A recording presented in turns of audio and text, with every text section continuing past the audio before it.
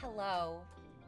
Every time I sign off of stream at the end of the week, I wonder what could happen over the weekend that would really change. Like, what could possibly happen that would be like such a huge. And then the Pope died. Sorry, the Pope faked his death so he could go to Coachella? Yeah. Which one of those sounds more real? Which one of those sounds more real?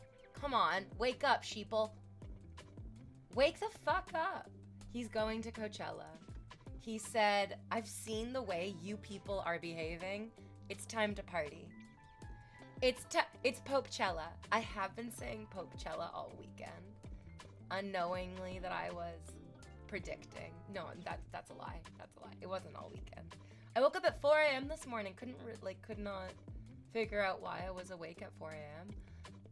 And I looked at my phone because you do that. You're like, okay, well, what's going? It's 4 a.m. for me, but like other people are living their lives and having a great day. Let's see what they're doing. The Pope is passed.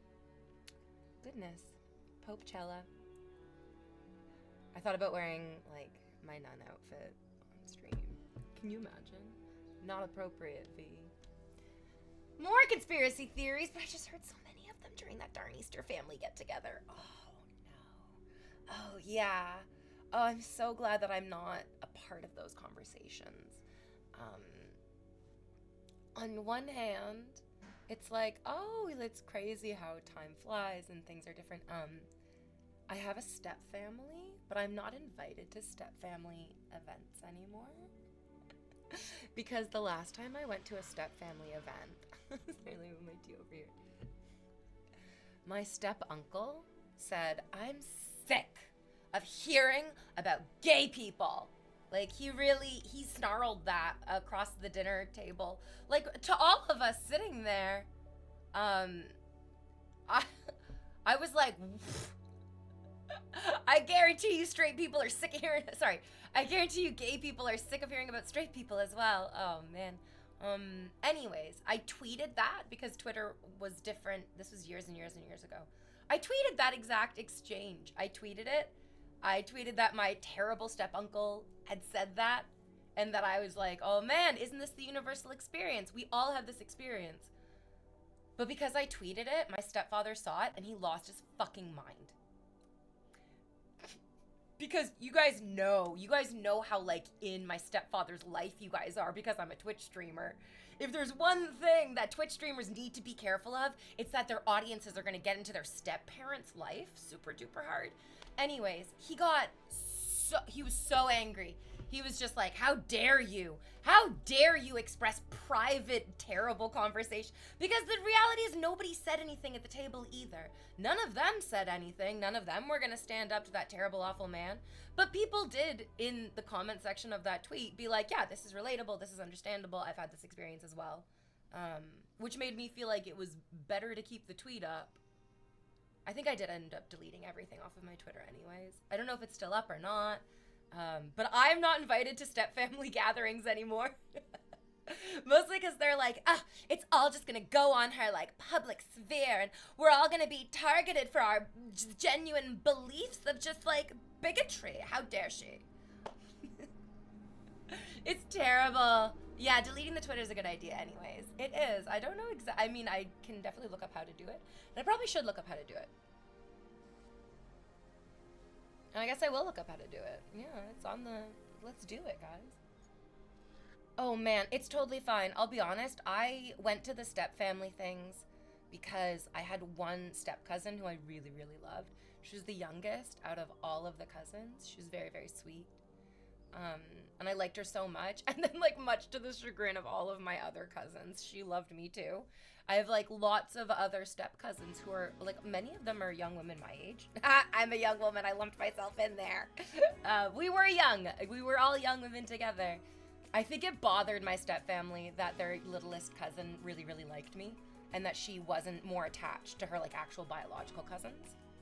And so, but I also felt the same way. I was like, I don't think that these people particularly like me.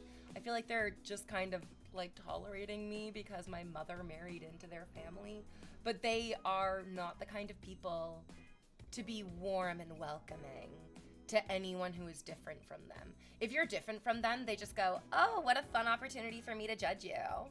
And that's great. That's like a huge facet of many people's personalities. Too hot. But it shouldn't be like every facet of your personality. Hopefully it isn't every facet of your personality. Yeah. Oh, you know what's crazy? I did open Netflix last night or at some point during the weekend. No, yeah, it was last night. And I saw that there was a wrestling event that was being like really hyped up on Netflix. Good for that. Yay, let's indulge in some nice casual things, you guys. Oh, but it was a letdown of a main event. Oh man, I don't know. Wrestling seems like a fun thing to get into. I love theater, and wrestling is just like a big extension of theater.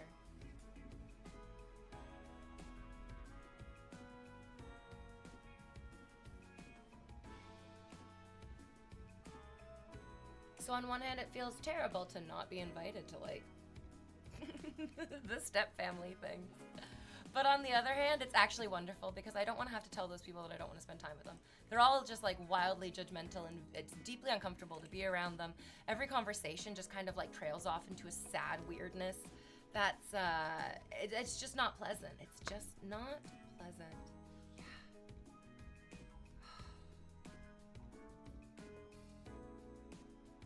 I guess that's how the Pope felt too. He was like, you know what? I'm done dealing with these people. Get me out of here. He poked right out.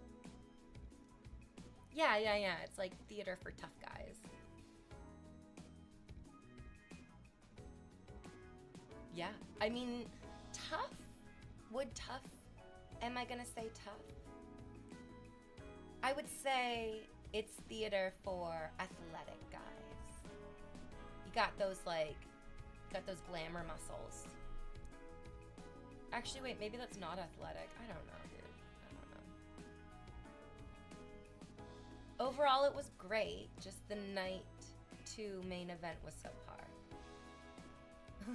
And what do you think will happen to Cody now? Asking the real questions. Who the fuck are we talking about? Compared to that, my experience is lame. Hello, everyone. I stopped my uncle yesterday when he started going on about the HAARP programs that were introduced to keep the population's cancer rate at a percentage beneficial to the pharma industry. Whoa. What? Oh my god. Oh jeez. On one hand, I'm like, yeah, I get it. I absolutely, we all watched that episode, or maybe we didn't. I watched that episode of Black Mirror. The first episode of the new season of Black Mirror is called Common People.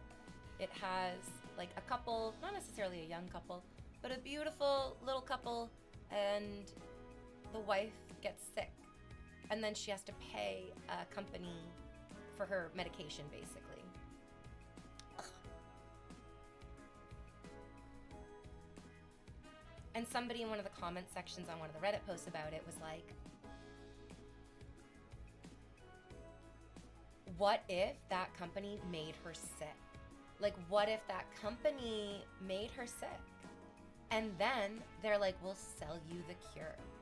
And then other people in the comments were like, that's an interesting idea. And that's like a very Black Mirror idea. But that episode in particular didn't. When you watch media, there's some things that are so subtle. It's like you communicate it with a look. You just do it with basically nothing. And then other things are like, no, these are building blocks of the story that are important for us to lay the foundation in. I think every Caucasian person with a decrepit racist family should bring an African American to dinner at least once. I don't love that because parading black people around in front of bigots doesn't really benefit anybody. I'm not a huge fan of that. I think it's probably more beneficial to just listen to people when they say that like racism is alive and well. It doesn't matter exactly who's saying it, but like a lot of people will either say overtly a racism is alive and well because somebody called me the N-word in traffic the other day. Not me, but whoever. And then there are people who love to say that like racism isn't alive and well because, and then they say a bunch of racist stuff. And it's like, oh, oh, it's crazy that you're arguing against a thing that you just proved. I only have one ball. That's good. Honestly, that's perfect. Slip it under my sandal. Slip it under my Jesus-style sandal. Okay, Karma. Look at you and your little emotes. Cody was the other guy who was in the main event alongside John Cena. Cody was not John Cena. I think he'll be okay. Happy Monday, my queen. What's good, Vescalar? Hope you had a wonderful weekend. I was thinking of you this weekend. Ooh, what kind of thoughts? What kind of thoughts? Ooh, what kind of things were you thinking? Ah, tell me. Invader V, on the mic, taunting her opponent. Picture it. Don't picture anything, just look at me.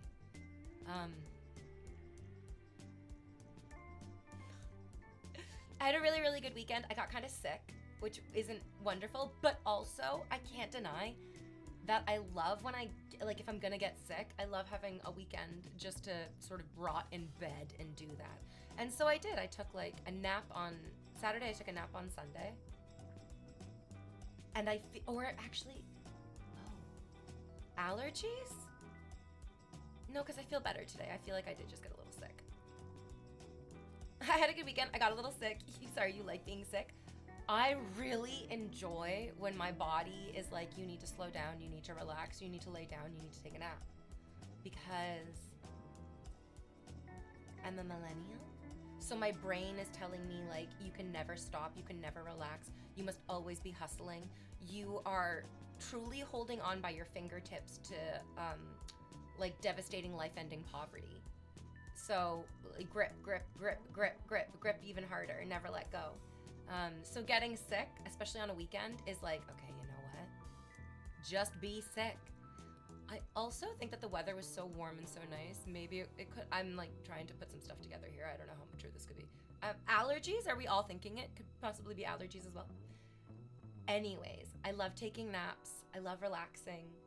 I love spending the whole day relaxing. I think, yeah, on Sunday morning.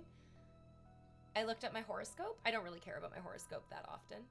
But I looked at my horoscope and my horoscope was like, take a nap, baby. I was like, whoa, thank God. Thank you for telling me to do this. But while I was resting and relaxing, fuck. I also discovered one of my favorite things to do, which is you finish reading a book by a public figure. Doesn't matter who, pick anyone. And then you go and you find the Behind the Bastards episode about them. Episodes, even sometimes. And then you realize that you thought you liked Oprah, and you were wrong. You were wrong. Val, are you barking? Val's saying, I knew I never liked Oprah. Val, I didn't... An amazing outfit, as always. The Pope died today, so, like, I want to be sexy, but also the Pope died, so... This is sexy, but the Pope died. Enjoy. I hope you love it. It's sexy, but also the Pope died. V, I want to see you in the WWE business. You have to start training at a very young age. I don't think that's true. I think that quite often we hear success stories of people who started at a very young age, and we believe that like, oh, well, success is because they started doing this at a young age, and it really, really discounts the giant shoulders that those children who were quote-unquote able to succeed so much starting at a young age. Most of us didn't have parents who had extra hours, like an extra 15 to 20 hours a week to drive us to and from auditions or classes or lessons or any of that stuff. Like, I'll be honest, growing up, I was like, I also would have had like the time of my life being a child star for sure. But my mother straight up was like, no, I have a job to do and you don't, so just go be a kid, which is also beneficial. I think there's also a benefit for that. I'm starting my like, oh, I'm gonna be an actor. I'm gonna like actually go into the industry and I want to be an actor. I thought that's what I wanted to do my whole life. Hey baby, come on up. But also,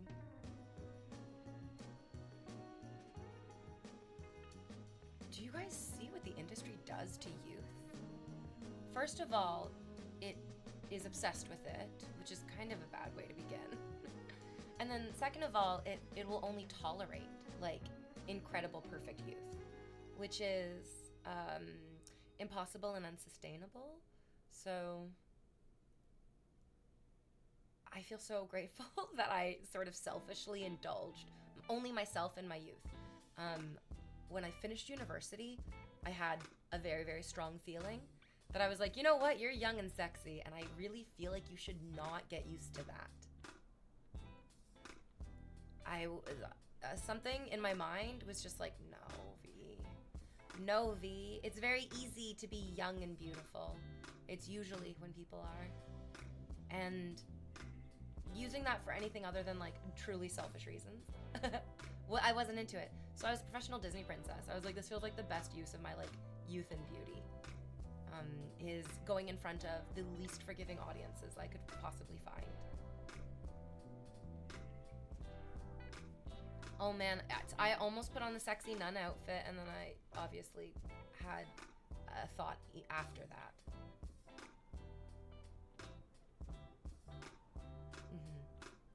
Sad to see the most progressive pope in modern history passing during such a fascist time. He appointed 110 of the 138 cardinals that will pick the next pope. So maybe the next guy builds off of it. He seemed to recognize that he wasn't going to live forever. And he picked cardinals based off of his values. And hopefully those cardinals keep those values going. Val, you know, if you want me to throw the ball for you, you gotta bring it here. You can't drop it down there. You can't actually reach down there, my love. You must bring it up here. Good girl. You're very smart. You're a very good dog. The dog's terrified of the cat. So she's like, I want you to throw the ball, but I also don't want to upset the cat. This is Casual Elvira. Did you see she had an amazing poster at the protest over the weekend against Trump? It was a very disgusting picture of Trump. But isn't that going to prolong the vote? Which we know is called the Conclave, now from that movie. I mean, I don't exactly get what your point is. It kind of sounds like you're framing the natural process of anything taking time as a failing or as a problem. We get to remember that our existence in this universe is sequential. Everything takes time. Everything takes small steps that then turn into big steps. Everything can't happen all at once, and we don't live in a perfect world. So I think it's okay that the vote is going to be prolonged. Speaking of voting, like there's a lot of voting going on right now. I voted this weekend in the early polls for the next Prime Minister of Canada. I had to wait in line for like a significant amount of time.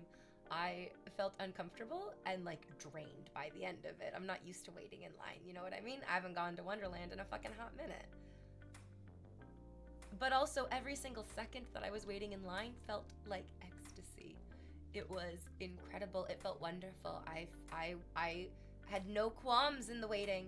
It actually moved me emotionally to see my neighborhood and my community all come out together and share the experience of taking this very seriously. It made me feel very, very good. Who knows exactly how the election's going to turn out? It's been so fucking nuts. My friend group this morning, I don't look at Facebook because it seems like a cancer on society, but one of my friends posted a Facebook post of a guy who I used to be quite close with when we were in university, and he was writing the craziest bullshit I've ever seen.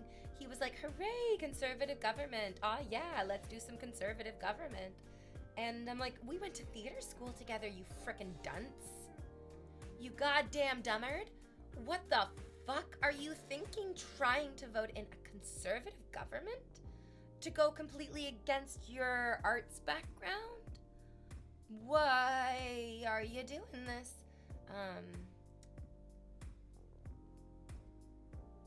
I'm glad I voted. And not for the conservatives. Isn't every picture of him disgusting? Honestly, right? It's a good point, yeah. Yeah, North Countryman says, you must let the yeast rise. There are a lot of beautiful Canadian women posting about voting this weekend. I love that country for so many reasons. The healthcare system, I think, makes us beautiful. I really do.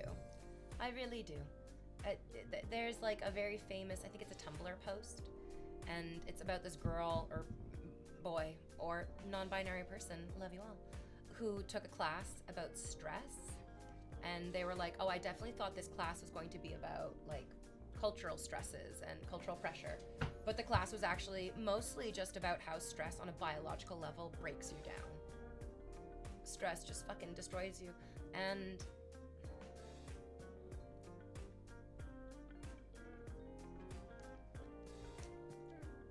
one of my first American friends was like, yeah, when we were kids.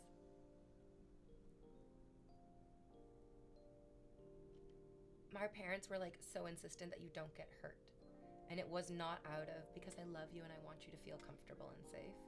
It was because you will financially wreck us if you hurt yourself bad enough. And that like deep terror. Oh my God, that deep terror inside of her. Decades, like we were in our 20s when she was telling me this. I was like, that's a decade of fucking go and you're, oh my God. So we deleted this comment because it's kind of argumentative. I think there's a kinder way of you asking that question that wouldn't have gotten it deleted. He said, so was this dude on Facebook only supposed to vote liberal? That is called a straw man argument. That is not the point that I was making whatsoever. I was saying that one of my friends who benefited and enjoyed an arts education is now excited to vote against a very openly anti-arts platform. I'm not saying that he should vote any which way. I'm saying this is shocking to watch somebody act against their own interest. Yeah, I wasn't saying he should vote this way, that way, or any which way, which is what this guy seems to want to engage me in. That's a weird conversation that I would never even cross my mind, to be honest. But seeing people fight, be sold snake oil is so sad and so frustrating. Yeah. Oh, Jack Grimble doesn't know what a straw man argument is. How old are you, Jack? How old are you? How old are you? V, being famous as an actor or actress sounds very stressful. Rainier Maria Rilke is very famous for saying, fame is the sum of all misunderstanding. And that's very true. I thought that was such a beautifully said thing, and I agree. Fame is a hideous bitch goddess. I forget who said that, but I heard it on The Simpsons. And yeah, it's not worth it. It's definitely not worth it. Having financial security is worth more, I think, than being famous. Absolutely. Hey V, says Theodore. Did you know that yesterday was one of the rare occasions that Christian Catholic Easter fell on the same Sunday as the original Orthodox Easter? Ooh.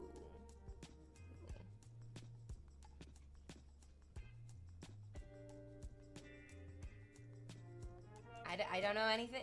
Wow. I'm just like, why is Easter based on moon phases? Okay, but why was Easter based on moon phases?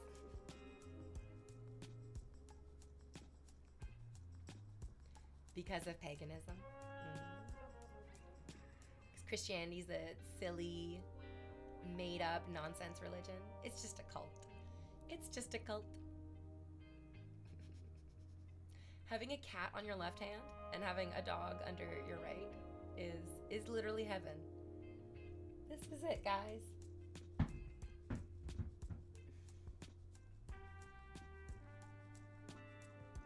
Let me just rebrand some paganism. Just add in, like, so much shame and so much guilt. And then you can profit from it, you know what I mean? Okay, but so speaking of profit, this weekend I finished reading Oprah's book with Dr. Bruce Perry, What Happened to You? Conversations on Trauma and Healing. I really liked the book because I am that kind of person. I like things. When I meet somebody or when I start something like a movie or a TV show or a new book, I give it 10 out of 10. I go into it expecting to find interesting, thoughtful, beautiful things. Because in my experience, I can pretty much find beautiful, thoughtful, interesting things anywhere. Like, you could throw me into a dumpster and I'd be doing arts and crafts projects within the hour. That's who I always have been. So I really liked Oprah's book, and then I don't know how or why. Maybe I read a comment on Reddit or Instagram or somewhere, Pinterest perhaps. It probably wasn't Pinterest. But it was you should listen to the Behind the Bastards episodes on Oprah. And I was yeah, I should. Oh, fuck. And then I realized, I'm oh man, I just like my friend who posted on Facebook, who was I'm gonna vote conservative even though we went to art school together. I get it. I also want to buy the snake oil. I want to believe that these people are telling me a truth that makes me feel connected in ways that often make me feel disconnected. So I get it. I get why my friend is taken in by the conservatives.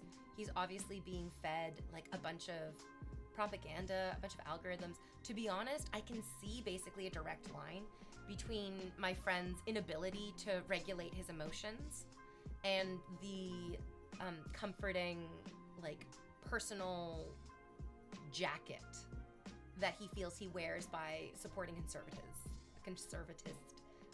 political parties, conservatism in general. I get it. I can see how he feels he might be out of control in facets of his life, and making this political decision towards a political party that really flexes a disgusting value of control. I get it. I can see that line. Mostly because I get and I can see the line between me being a people pleaser and socialized as a girl and really liking Oprah. And then also being really into Oprah. Oprah. Give me all that Oprah. But, yeah, I cannot recommend this enough to everyone. Pick up a book by any famous person. Read it. Enjoy it. And then listen to the Behind the Bastards episodes about them and realize what a bad person you are for being taken in. And then I think it will humble a lot of us understanding why these MAGA idiots are getting pulled into Donald Trump's cult. He's just Pied Pipering a different tune. And it doesn't work for all of us, but there is a Pied Piper tune that will work for all of us. We just haven't, been pulled in by fascism yet. But what's difficult is that they're trying a bunch of different tunes for a bunch of different people.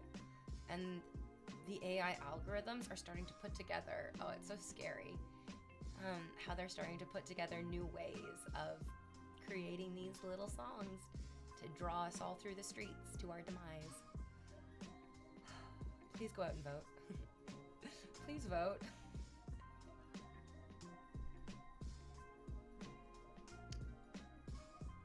It's a cult based in fear.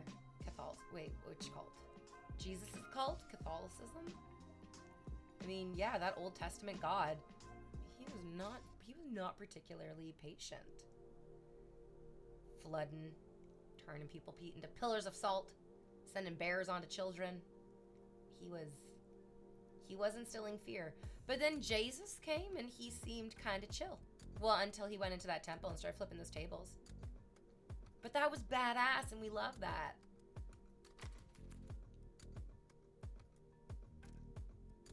Let me just rebrand paganism, except you pay tribute. You should take notes. So much shame that you need me to pay it to fix it. That's also how I make money as a Twitch streamer, to be honest. You guys should be ashamed of all of this. Now pay me. Now you pay me. Paganism holiday thing has been thoroughly debunked in the past 20 to 30 years, but unless you follow updates on history or religion, you wouldn't know. And yes, one of my hyperfixations, so I ain't saying more unless we get all on board in the conversation train. What if Behind the Bastards wrote a book, though? Then we get to find out. Then we get to find out why they're bastards, too. I think you can listen to the podcast and see why they're bastards. So, some of the stuff that they're laughing at, I'm I get that you're uncomfortable, but you should not be laughing at these things. Yeah. Yikes.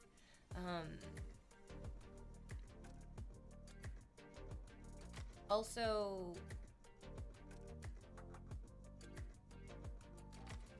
you're saying that there weren't pagan holidays that Christianity lined up with?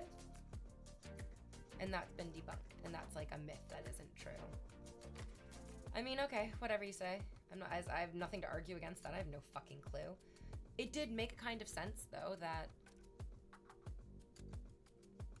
we as humans would just kind of like pick random times to celebrate, and then they would kind of line up. Oh, I love you, baby, and now I'm all covered in fur.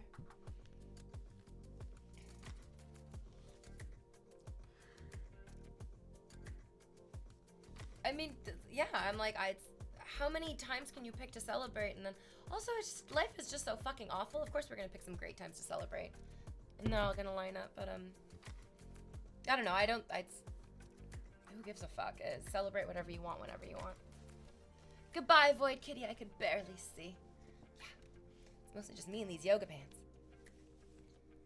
My precious yoga pants. Hold on, and also my pillows, which I want them to be higher and yet more supportive. There we go. Oh yes, that's fucking good. That's comfy shit.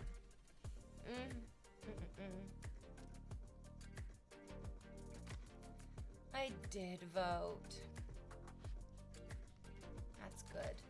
That's good. And then more than that, what can anyone ask? Like, that's all you can do. Oh, that's good shit. Thank you, Dashing, for the tea.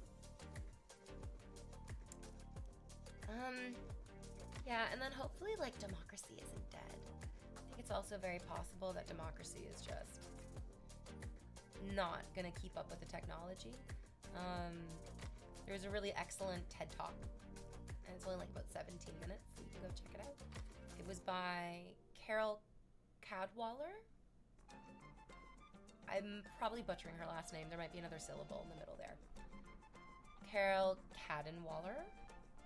Maybe that's correct. I added another syllable, but I cannot for the life of me remember the exact pronunciation of her last name.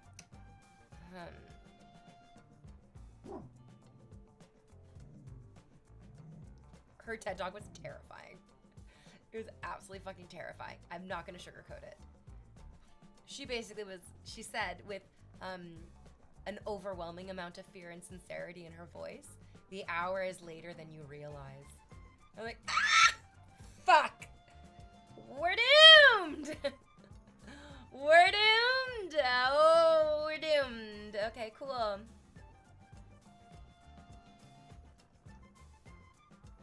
Oh, jeez. Hey, V. Hey, Secret Genesis. Love the outfit as always. Had a good weekend. Went to my first ever protest, which was interesting. It is interesting. Was it the hands off? Or wait, what's it called? Hands off? I did that one. That was a couple weeks ago.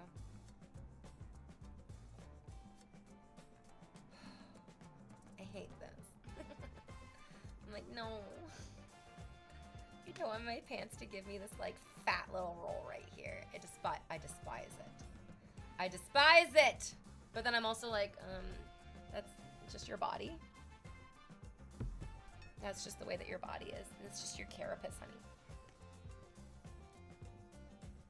You snuck a peek at your own cleavage. No, I'm looking at my fat little body. I'm looking at my chubby little rolls and my tight little outfit. Yeah. Everyone's got rolls. Are you kidding me? It's because, to be honest, we need these to move our bodies. I remember being in elementary school and one of my friends like doing this to her arm and like, or like grabbing parts of flesh off of her body and complaining about it. And I was like, sweetheart, we need that. Like, you need that to move your body. You are not a mannequin or a doll. Your flesh can't be like perfectly tight and taut to your bones and muscles because it needs to stretch and it needs to move and it needs all that extra bit. Yeah. You're trying to watch Severance and stream. I mean, not to tell you what to do, but Severance has been done filming. But the stream is live, so, I mean, you can make your own decisions there. My little tummy rolls. Actually, these are the beginning of my abs. Blessed abs. Yeah, one day they'll be real instead of just imaginary abs.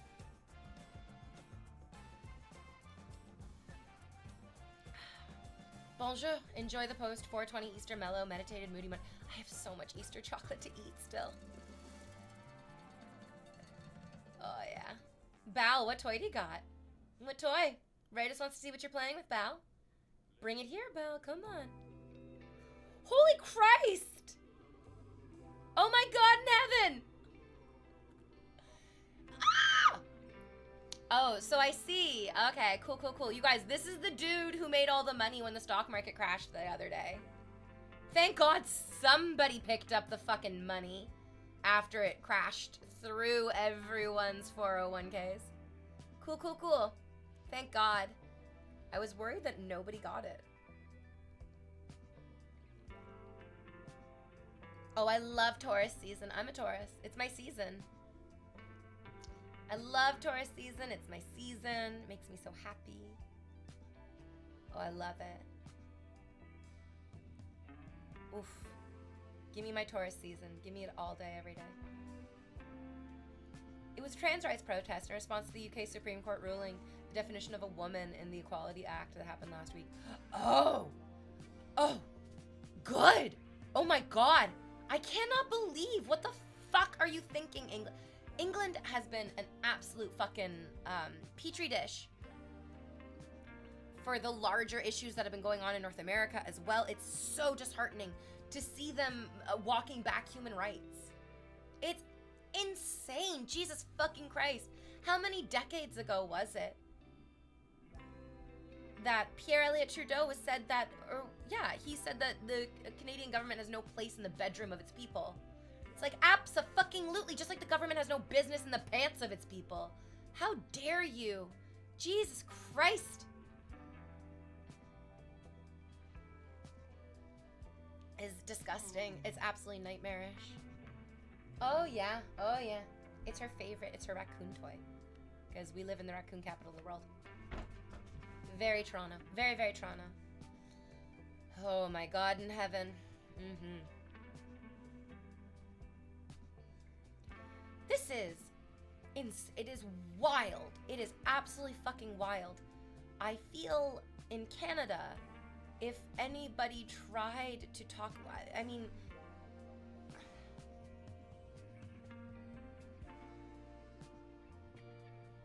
craziness. Like absolute fucking craziness. Oh, not a fan of that. Huge fan of that guy giving me $69 though. That's cash fucking money. God damn. Well, God fucking damn.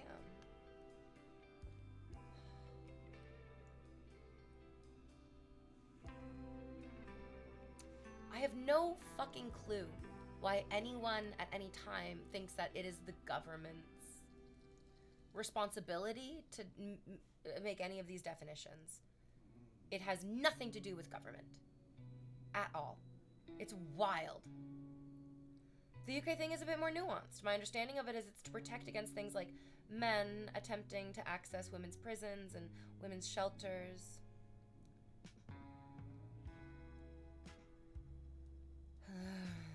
I understand that the J.K. Rowling argument that the government defining what a woman is and what a woman isn't is for the protection of women. It's not protecting women. It's putting more women in danger. Trans women are amongst the most murdered women. Other women get murdered as well by men. It does not protect us to have strange men define what our experience is.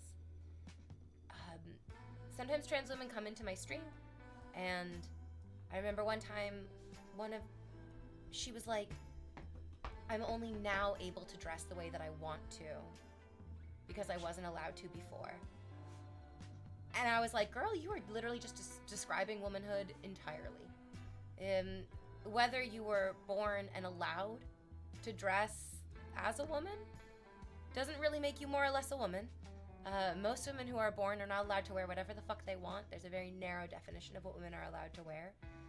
The experience of womanhood is not defined by what is going on in your body. My mother doesn't have a womb. She had a hysterectomy. My mother has one breast. I mean, The biological definition of womanhood around her is very fucking tenuous because of the medical care that she received. And so, like, by these bizarre and overreaching definitions, you could somehow argue that my mother isn't a woman anymore because she doesn't have the biological functions anymore. But that's fucking ridiculous. Womanhood is not so narrowly defined by biology. There's a facet of womanhood that is defined by biology, absolutely. But the actual experience of womanhood is far beyond what is in your skirt, what is in your pants, what is the definition of a woman is not for the government to decide is so fucking crazy to me and feels so fucking maddening. How do you, when there are so many more important things, when there's actual danger to women that should be addressed, not just pushed aside and redirected towards what most people just assume is the weakest link. So frustrating.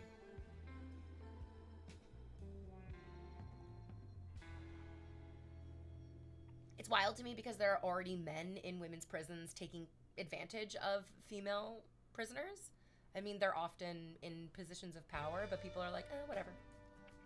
We just can't have people expressing themselves in a comfortable way near other people who express themselves in a way that makes them feel comfortable. How dare you? It's crazy, but there it is. They're not defining gender, it's just sex, but the loss of trans. Oh my goodness gracious. Okay, well, they're not defining the gender, they're just defining sex, and... Oh, goodness gracious. It's so crazy how all of a sudden it's like, well, it's about keeping, like, women safe, and, well, now it's just about, like, defining biological sex, and it's like, how does defining biological sex keep women safe? This is crazy. This doesn't make sense because it isn't based on sense. It's based on propaganda and fear-mongering. Happy birthday in advance since it's Taurus season. Thank you, I love it. Hey, V, I hope you're holding out all right. The Pope died. The Pope died.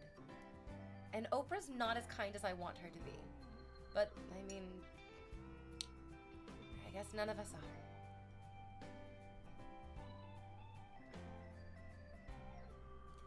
The bigotry and the hate for trans men and women always finds its way back to cis women. I mean, they're taking away voting rights for women in the States if they have been married. Now it's so difficult to vote. Secret Genesis says, it's more nuanced than most places are reporting on, but one, that really isn't happening much at all. Yes, you're absolutely correct. This idea that there's like huge waves of trans women flooding into these spaces for nefarious reasons is bogus, nonsense fear-mongering. It's disgusting. This ruling, number 2, also says that trans men are women, making it easier for cis men to access those spaces by simply saying that they are a trans man. And they're defining both gender and sex, which is why they said women a gender. It means biological woman, and sex means biological sex. I could go on. It's...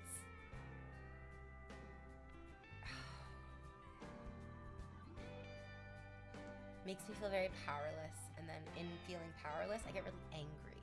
Get really, like, reactively angry.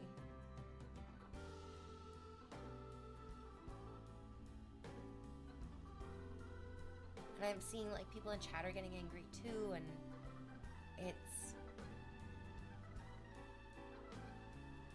very unnecessary for us to get worked up over this. Because there have always been trans people. They've always been important in our history and culture throughout every facet of human civilization. We don't need to make rules around them. We don't need to separate them and identify them in these ways. We just get to accept that everyone is different. And that's for the best. And it's for the best. That's right, you know who. I like that we're all different. I like that we get to learn and figure things out. Like, I really liked Oprah. And then I found out that, like, well, maybe I don't like Oprah so much. And this is good. This is important growth.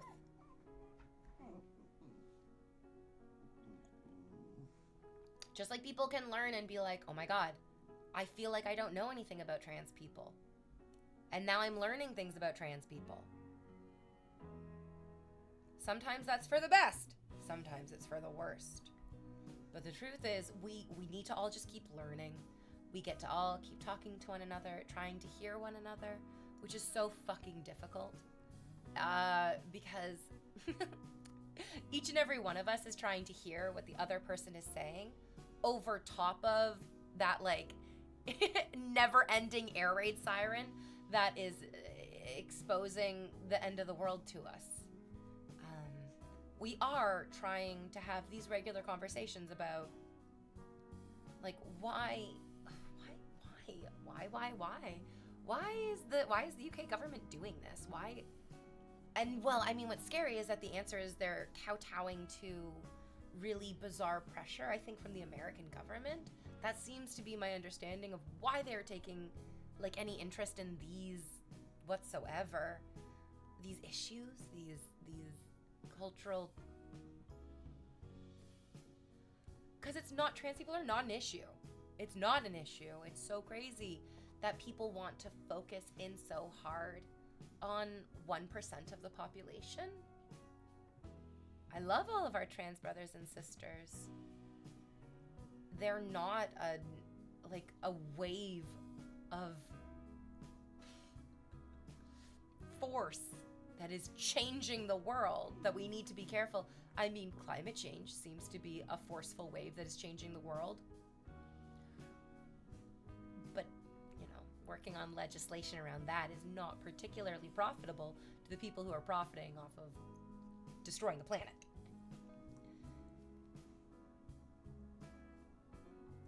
Fucking J.K. Rowling is not somebody that we ever need to think about. What is up? Mind if I tune in today while I work? It's a good day to tune in, Brooklyn. The Pope died. Do you remember when you went to England and you killed the Queen? I was gonna ask, Brooklyn, have you been to Italy recently? Did you get the Pope too? We liked Pope Francis. He seemed like a cool guy.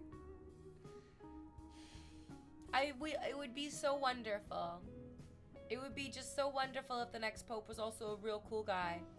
He was an 88-year-old man. That usually happens when you're an 88-year-old man.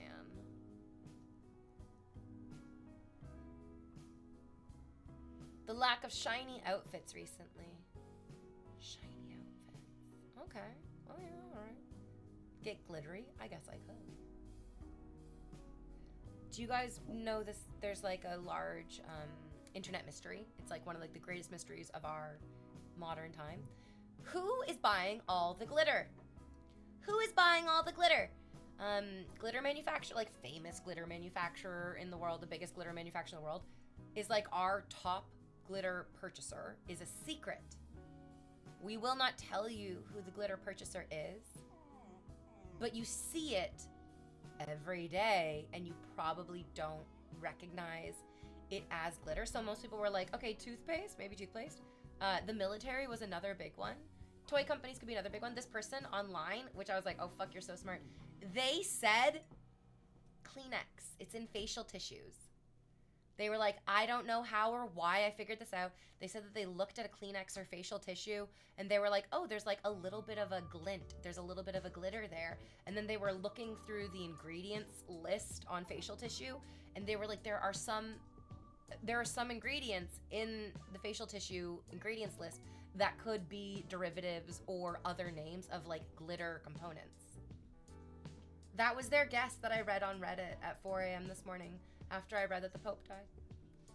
And so now I'm thinking, now I'm looking at my Kleenex, I'm like, are you made of glitter? Are you made of glitter? Were they like, we can't be making Kleenex out of trees and shit because people are literally just like, it's garbage. It's just straight up garbage.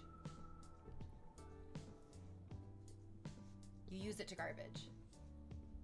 So like, do they make it out of glitter? Is Kleenex made out of glitter? That'd be wild. That'd be a wild turn of events. V, I like the outfit. Makes you look hot. I'd break every chair in the world to get you to sit on my face. Oh! Whoa! Okie dokie. Wowza. The rest of you are paling in comparison now for horniness. I'll be honest with you, I thought you were all doing a great job up until that guy opened his mouth. And pants. Stop reading the automod held messages. No, those are the best messages. Those are the spiciest ones. Please let me have. I see you there. If you want me to throw it, you have to bring it here. Yeah, you gotta bring it here. She's like, I'll bring it here, but only very gently. I hope you had an amazing weekend, B. He got banned? Damn. What? Tigger, why? My precious horny boy. Okay, you brought it all the way here. I'm proud of you. Yeah. Get it. I got sick this weekend. I just like slept all weekend. I was gonna cook a ham. I was gonna like make a nice big fancy, you know, Easter dinner. And then I was like, no, I'm so sick. I completely lost my appetite as well. I did eat a bunch of Easter chocolate because I cannot deny I love myself a good Easter chocolate. I'm thinking it might have been an allergy flare-up because it went up to like 15 degrees on Saturday. And I was just like, so gross, way too much information. It's like, oh no, my nose is all like crusty from rubbing it too much. Yeah. Oh, Brooke, babe, better to get it over and done with this past weekend than have it be this weekend when we're celebrating my birthday.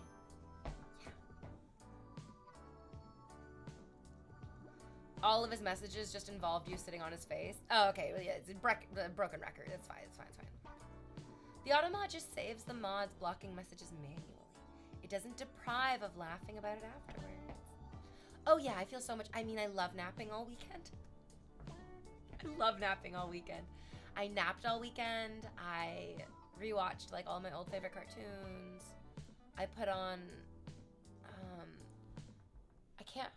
I'm almost positive I downloaded the first 3 seasons of Rick and Morty, but for whatever reason I can only find 1 and 3 in my laptop. So I'm wondering, I'm like, did 2 get fucking erased? How did this happen to me? Anyways, rewatched like the first few seasons of Rick and Morty, and listened to that Behind the Bastards podcast. Oh man, while I was cleaning. Oh no, Oprah. Oh, Oprah.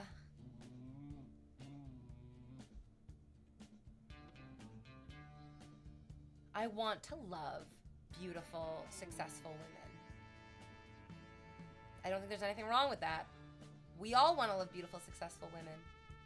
It's just, beautiful, successful women, it's a lot easier for them to hide. Yeah, it's a lot easier for them to hide them being bastards. I haven't listened to the entire, I'm only like into the 3rd episode of 5. They did 5 episodes on Oprah, so I'm like halfway through.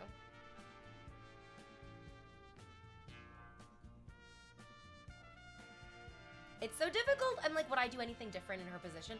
And the answer is yes, I would do a lot of things difficult because I do not have the same personality as her, and I'm just not into the type of life that she has or wants. I would not do those things. But I also have a lot of difficulty judging somebody just because they're behaving differently than I am. So far, I'm like, she's nailing it. I don't think she's a bastard at all, but I'm still really early in her history. She just, the part where I'm listening to right now is she just like destroyed Donahue for ratings, which was the morning segment news show that her version of is what propelled her to like huge fame. Thought it was really funny that the way that they described it in the episode of Behind the Bastards is that like this style of morning news segment was such a brand new thing and it exploded in popularity. They compared it to some guy playing video games and talking about politics while he live streams. And I was like, oh, I get that reference. Oh, I know that guy. He gives good hugs.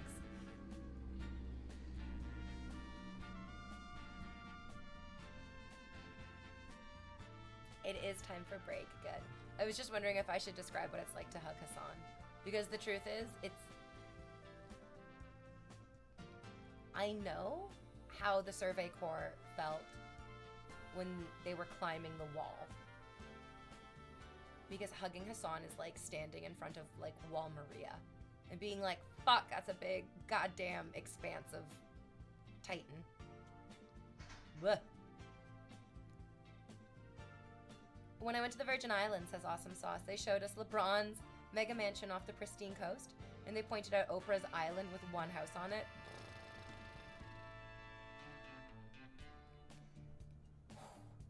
Owning your own island and then still hustling that's mental illness, right? Like, you have the island. What are you hustling for? Oh, what shows do you like? Do you fuck with American Dad? Amazing that that's the one that you brought up. I fucking love American Dad so much.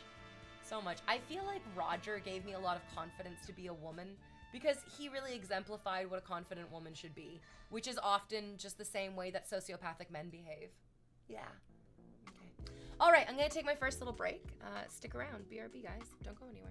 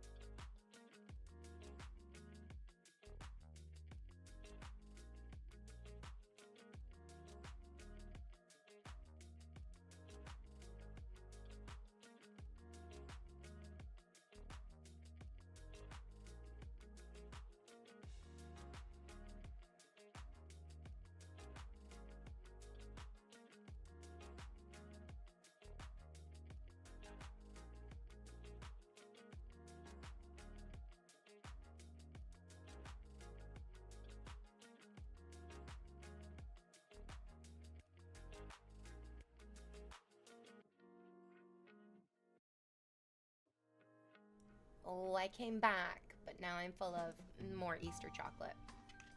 I know I really shouldn't. But also, our lives are so short and full of misery and woe. I'm gonna enjoy the freaking Easter chocolate. I do love the Easter chocolate. Oh. I wonder if that sounded enough like a fart for you guys to jerk off to. I know these are not the appropriate things to say, but it's the truth, but it's also the truth. Hello, the truth. Oh my gosh, I love the Easter chocolate. Yeah. I don't mean to be so honest, but you know, I gave up lying for Lent and now it's just part of me. Now it's just my daily.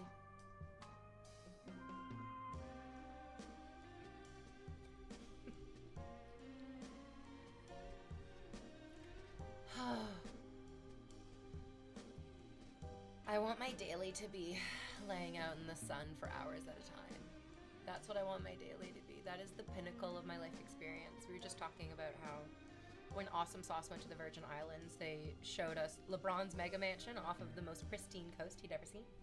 And then they pointed out Oprah's island with just one house on it. And yeah, that's my fucking dream, people. That is my dream. Just an island or like a beach, or it's because I'm a Canadian girl. I also really, I'm a fan of a dock. I love docking. I love a good docking. I'll dock. This is terrible. Sign me up for a good docking. So good. Just anywhere near water. And then that's like basically what all humans want as well. I forget where I heard this. Maybe it was like a Kurzgesagt video or another YouTube informational segment. But they did like a wide-ranging study where they asked people from all over the world to describe the most beautiful, perfect scene. And basically every person all over the world answered around the same type of thing.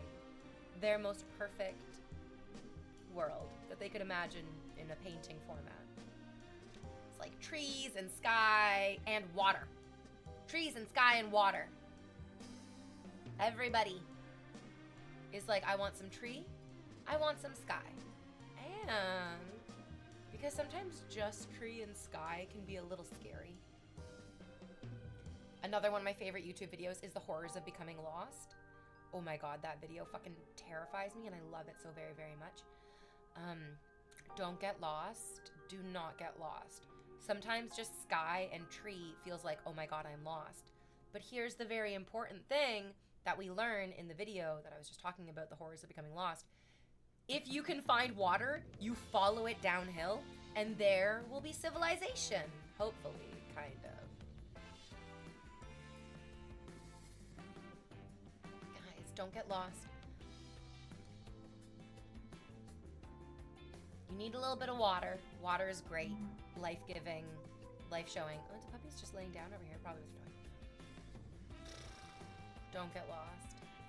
Oh, that story, The Horrors of Getting Lost, has 3 segments talking about people who died from just getting lost. They made like one mistake, or sometimes kind of like a bunch of small mistakes and then one big mistake. And they're lost. And then being lost is a death sentence, basically, depending on the things that happen after you get lost. Some people get lost and then they get very, very lucky and they get found pretty easily. Like Geraldine Largay, who the 3rd segment of the video is about, she got lost on the Appalachian Trail. And when people get lost on the Appalachian Trail, there's like a high probability of them being found.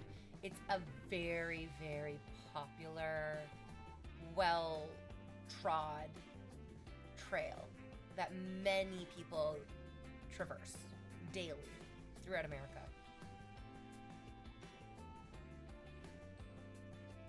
But she got so lost, at the saddest part of the video is that this woman who was doing this hiking trip, she got lost because she went a couple of like feet off the trail. literally just like a little ways off the trail to go to the bathroom, and then got a tiny bit turned around after she went to the bathroom, and that ended her life. She just could never find her way back to the trail. She ended up meandering around, trying to get signal on her cell phone to ask for help. And then she settled down and was just like, I'm just gonna stay where I have hiked to, and hopefully somebody will find me. But she set up her tent in a really, really dense and difficult to traverse area of the woods.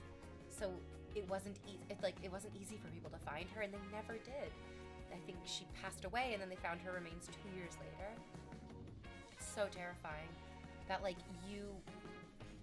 the plan for your day is, I'm just gonna go to the bathroom, then I'm gonna keep walking, and then I'm gonna meet up with my trail buddy, and we're gonna have some lunch, and oh, I gotta remember to call Susan because she left me a message and I should definitely get back to her. But then all of your plans just go out the fucking window because you're lost. All of a sudden you're lost, like the worst version of a kid in the mall being separated from your mother because the mall is nature and your mother is salvation. Oh, God. Chat, how would you respond to somebody who talks to you this way?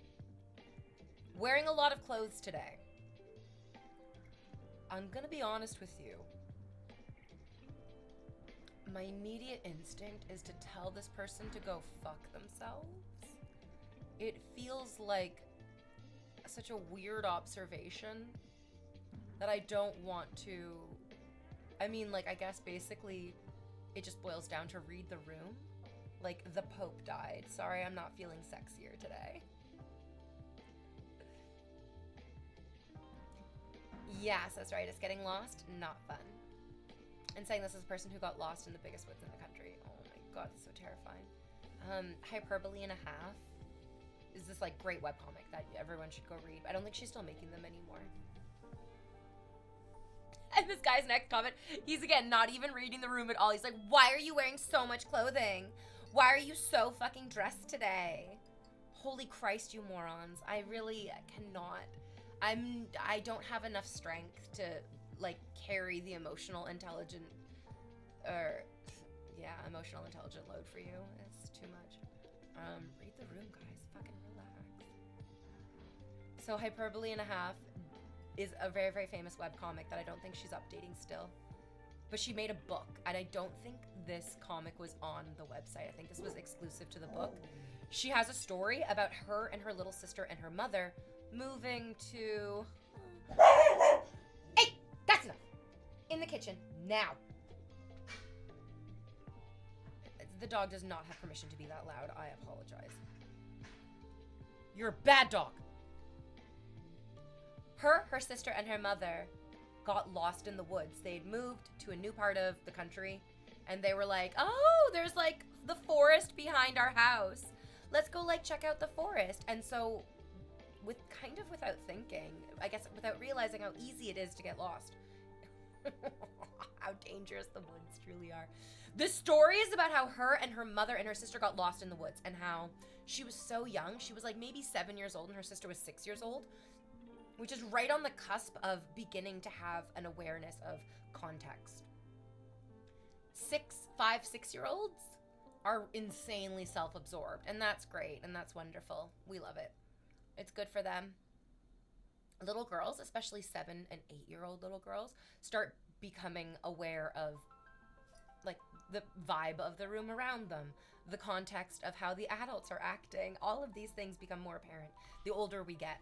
And so her story is like, she didn't immediately realize, oh my God, she didn't immediately realize like how dangerous the situation they were in was. But her mom was like, hey girls, we're gonna play a game called Scream for Help. And we are gonna scream as loud as we can for help. And the story is, as I'm reading it, I remember being filled, hey, get back in the kitchen, you bad dog.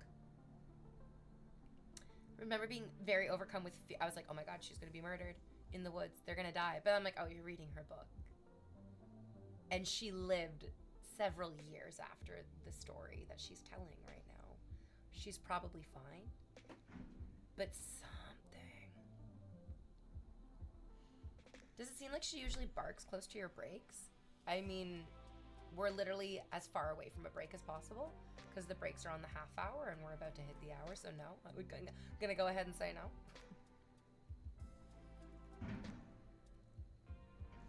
Oh my god, getting lost in the woods. What a fucking nightmare. And so I think this is also something valuable to think about. Yeah, she barks when she hears people moving around outside of our house. Like, that's why she barks. It's so frustrating. And I've tried to explain to her, and I've tried to, like I get really quiet. And I can hear them too, but I'm not barking. And it kind of helps. The difficulty is that it is a little bit hard for her to parse out, like, is mom having a reaction to the random work that she's doing when she sits here? Dogs are smart in a way. They can, like, understand that we're doing something while we're working. But then she also takes it as, like, an opportunity to be super duper loud at anyone who's walking by. I think she's like, I'm also doing work. And, like, part of my work is being loud at people. Just like part of mom's work is being loud at people. She just makes noise when she thinks she's... to be honest, it really is. At the core of her being, she's just trying to help. Like, when dogs are barking, they are just trying to help. Which is why it feels so sad and so frustrating when I have, like, a neighbor whose little Shih Tzu, I would say, is just, like, an aggressive yapping machine. Anytime this Shih Tzu sees another dog, it just is like... And this woman's response to her Shih Tzu, like, going nuts with barking, is to scream in anger at her Shih Tzu. And so I'm like, I just feel like you guys are moving at cross purposes. It's just, the woman's getting so angry, the dog is getting so fucking angry. It's just kind of a nightmare. I hate it. I feel so bad for her. I feel so bad for the dog, because the dog is just picking up on the intense anger that the woman is expressing. And the dog is like, oh shit, we're getting angry. And then the dog's reacting how dogs react when dogs sense anger. They react in their own anger. It's a very, very, like, terrible, closed loop of nonsense. But then it also helps me understand that this is how you convince people to vote against their self-interest. This is how you... so the TED Talk that I was mentioning earlier about Carol Cadwalladr, she was talking about... Well, she got in so much trouble, actually. The reason that she sounded so terrified in the TED Talk that she just did recently is because she did a TED Talk in 2017, I think. And she was, like, almost sued into oblivion because of the TED Talk that she did. Because in this TED Talk, she talked about how Facebook really manipulates in the shadows how people think and feel. And the way that they do this is that they show advertisements on people's, like, Facebook news feeds.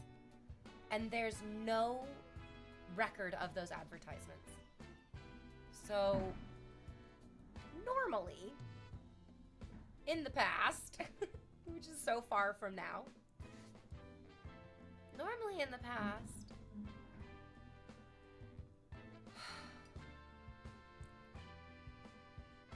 we would look at the voting, and you could find, so in this instance, she went to, like, a small town in Wales.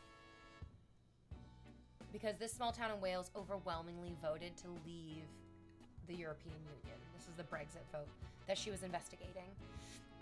And this little town in Wales, overwhelmingly voted to leave the European Union, even though all over this little town there was signs of, like, the European Union is helping you in this way, the European Union is helping you in this way, the European Union is helping you in that way. She was like, in the past, in the olden days, you would be able to see the ways that people were influenced to vote because there would be evidence of it. if there was like anti-immigration rhetoric, which is what this little town was inundated with, just absolutely overrun with like tons of anti-immigration. For Turkish people, I had no idea that English people really like hated and oh, pardon me, is calling Welsh people English very rude? Welsh people apparently despise and are terrorized by Turkish people. Having dated a Turkish man, I get it, but also relax. They're not that bad.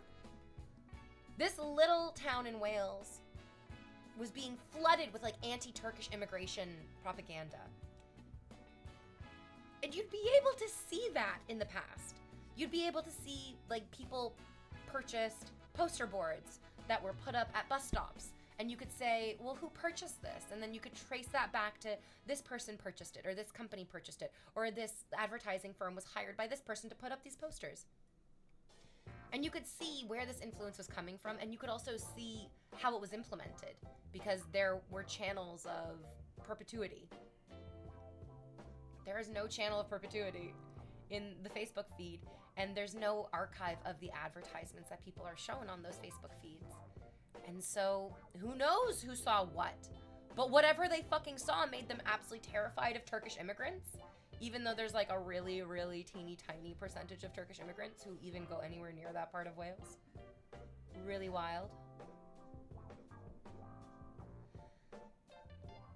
And so she talked about this in a TED Talk, and then she got her fucking pantsuit off. She got absolutely fucking destroyed legally, or they tried to destroy her legally. I think she was okay.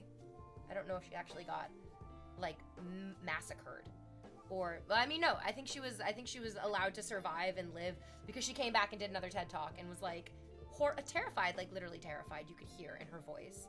This woman understood the gravity of the words that she was sharing. And it was fucking awful.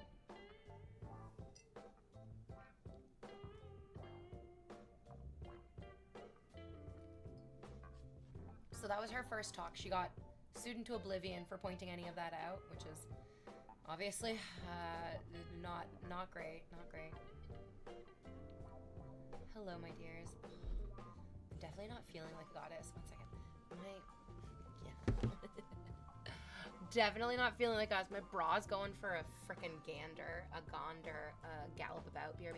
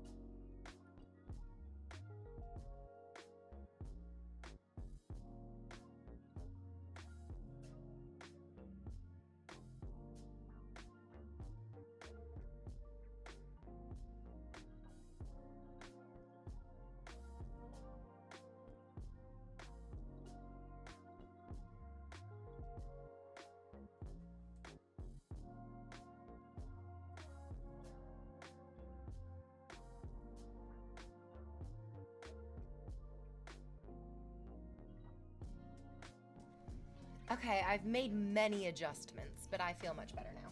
And that's the only thing that matters. It's also wildly foggy outside. Did you guys see?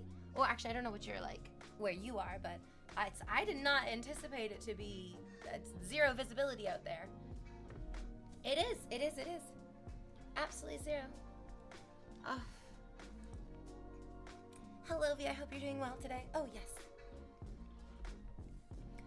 Oh, yes, as well as we could be doing, like, on a Monday that the Pope died. That's a hard start to the week. What else is going to be happening to us? Oh, there it is. Like, where does the week go from here, basically? You start with the death of the Pope.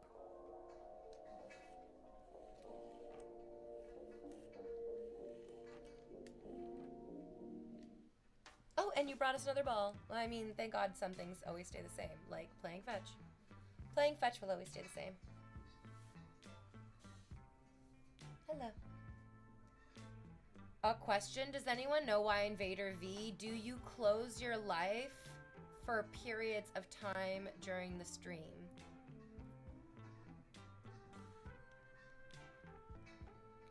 Does anybody know what that means?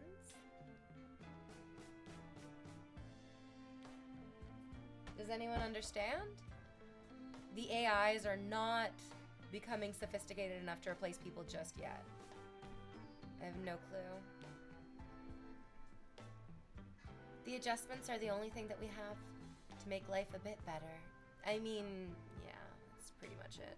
Just gotta make you gotta make the adjustments that you can.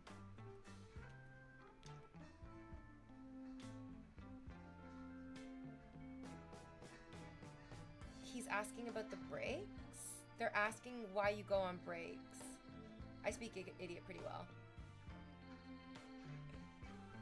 Does anyone know why Invader V, do you close your live for periods during the stream?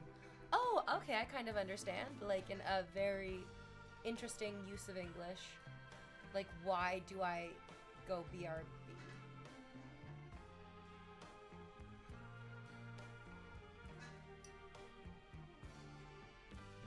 It's not like a big personal decision that I feel like I have any kind of answer to.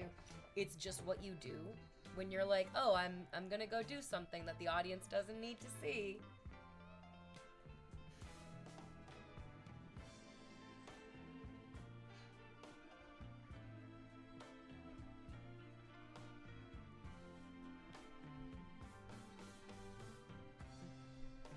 Oh, this man? This is Joseph Joestar. Sometimes people will be like, oh, there's a spider behind you. Or like, I saw somebody like peeking at you through the doorway. And so sometimes I'm like, oh, is somebody trying to like freak me out? And then I realized, I'm like, oh no, you're talking about this toy. This toy. But for whatever reason, you described the toy as a man.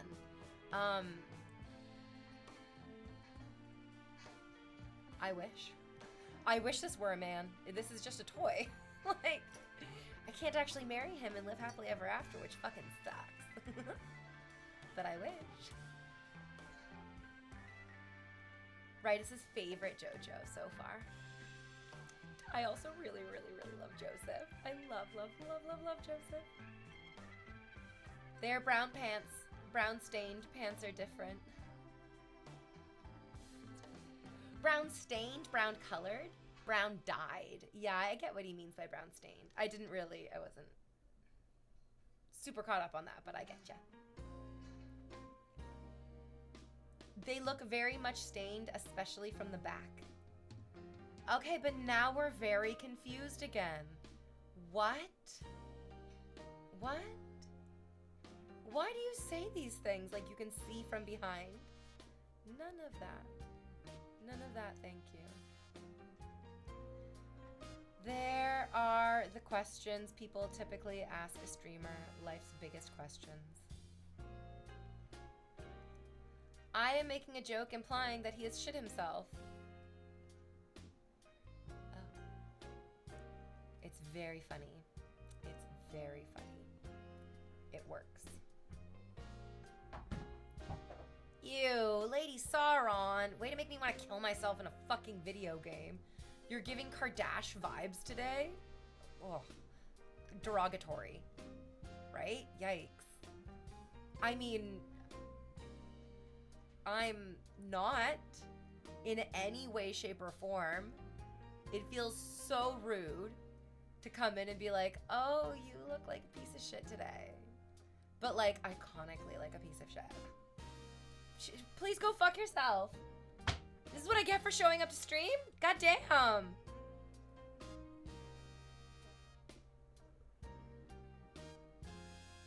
What are some of the weirdest things that people have asked? Like, is there a collection of pearls of wisdom from the stream?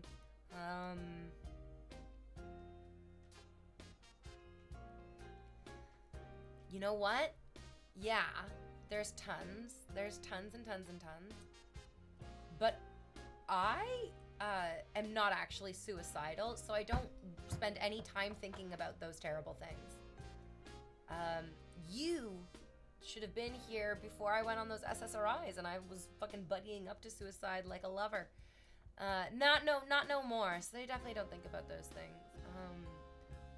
The overall feeling of like the worst questions that people ask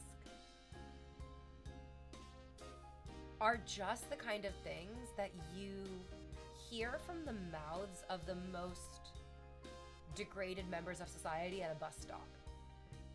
That is the feeling of it.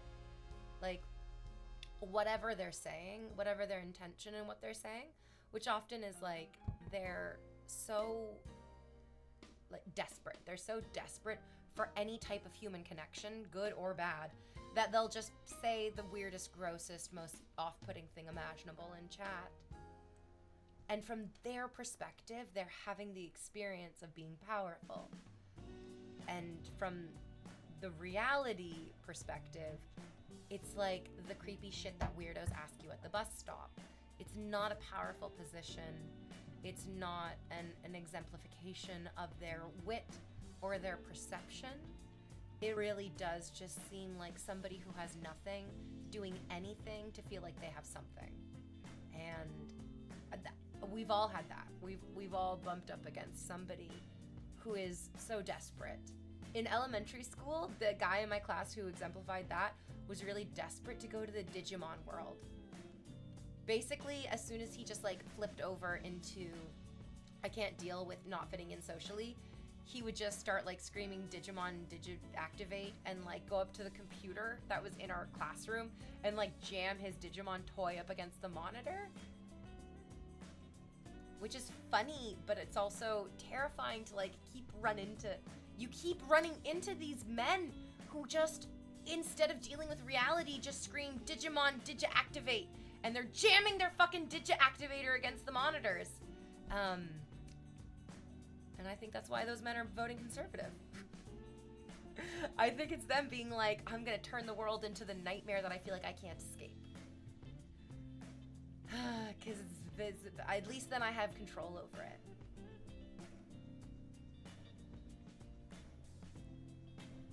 V, thank you for making me sound like I asked a question in a better way. I love your instant edit. You're a genius. I mean, I get the gist of what you were asking, and then I'm just gonna use words that I like. You should buy a baby goat and call him Roger or Rogerina. Rogerina is actually beautiful. That is a beautiful name. Hello, firstborn. Rogerina. It's gorgeous. It's strong. It's strong. Dr. Rogerina. Yes. I'm already paying her. I've signed up for 16 courses. Oh my god, so true, since Brooklyn. I started and finished Severance too fast. I'm now rewatching with friends. Such a well put together show. You showing me the intro one day finally pushed me to watch. Thank you. That's all you. I don't think I showed you anything, but that's cool. You're thinking of someone else, but I'll take credit. What would you digivolve to, V? Do you want to know what I found out the other day? Oh my god. Do you guys know that there was like one of the Digimon and he was blue tiger striped and he kind of looked like if a seal and a narwhal had a baby. he is not an aquatic seal narwhal. He's a lizard wearing the skin of an aquatic seal narwhal animal.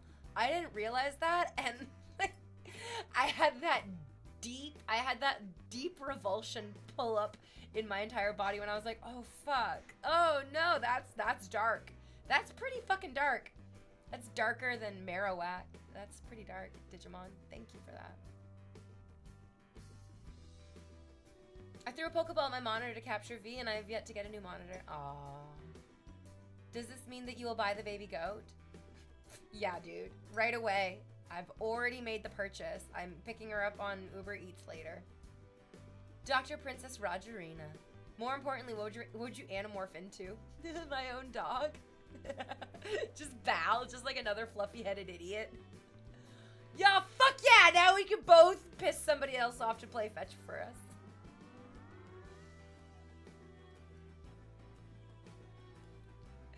Reese's Pleases. How old are you? Don't say anything, anyone. Just let them answer.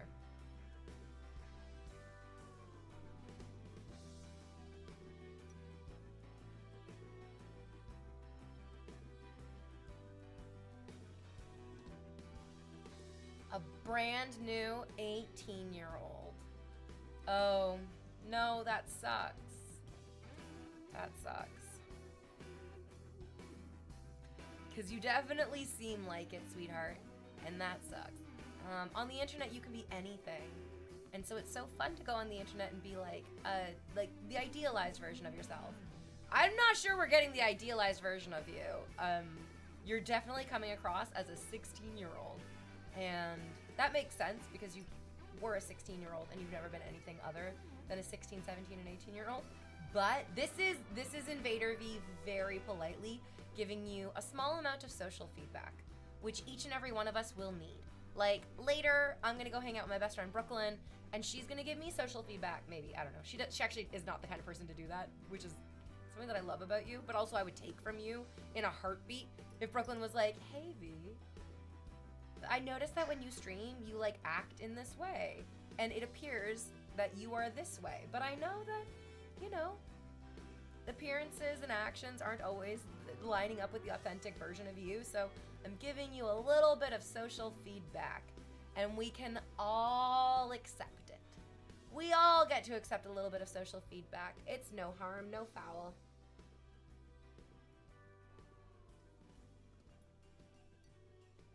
Yeah. I can't even think about what I would digivolve into because all I think about is that Digimon that's wearing the pelt of the other Digimons, and I feel very disgusted.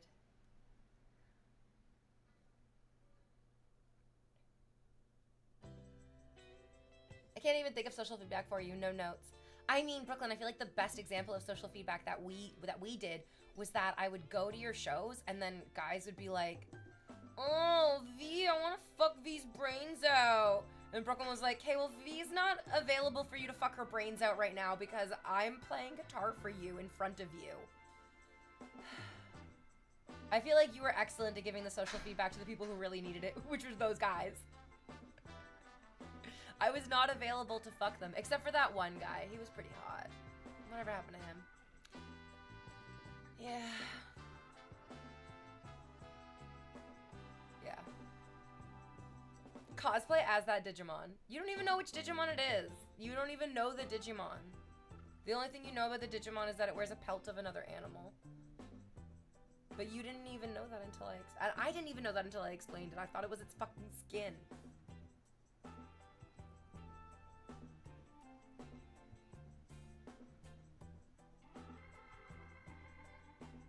That was wild. That was a wild time in our 20s.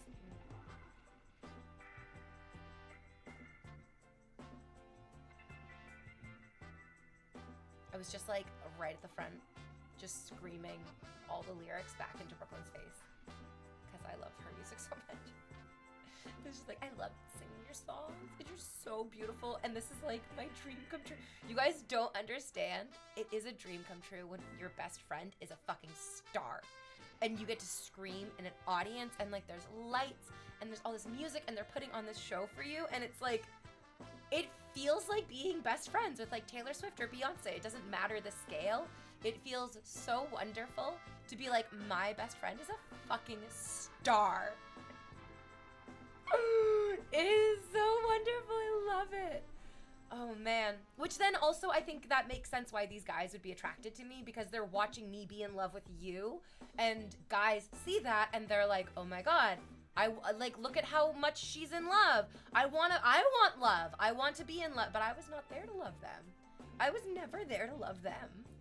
They never inspired me to love them. I never looked at them. Oh my god. Do you remember that drug dealer I dated?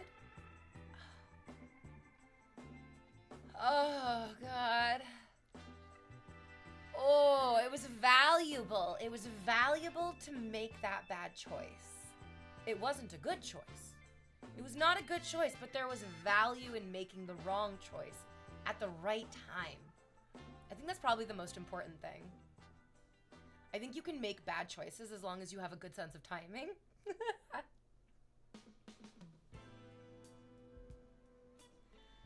Reese's Pieces, I get it. You're like a fun, and I love it. I'm also like a fun, quirky person. Showing off the fun, quirky personality that you have, occasionally, I've recognized this through my own experiences. So like, please don't, I'm not calling you out. I'm talking about my life and using our interaction as an example. When you are like the fun, quirky, I'm just having fun kind of person, the reality is that we're not just having fun. If we were just having fun, we wouldn't require anyone else or anything else to validate it, or to like make space for it, or to indulge in it, or even to participate in it. And so what happens, unfortunately, is that a lot of us who have these like fun, bubbly personalities feel like, well, I'm just being myself, I'm just having fun, I'm just doing this. And we don't realize that there's a space and a time and a container that other people will be obligated to provide for us to have the fun.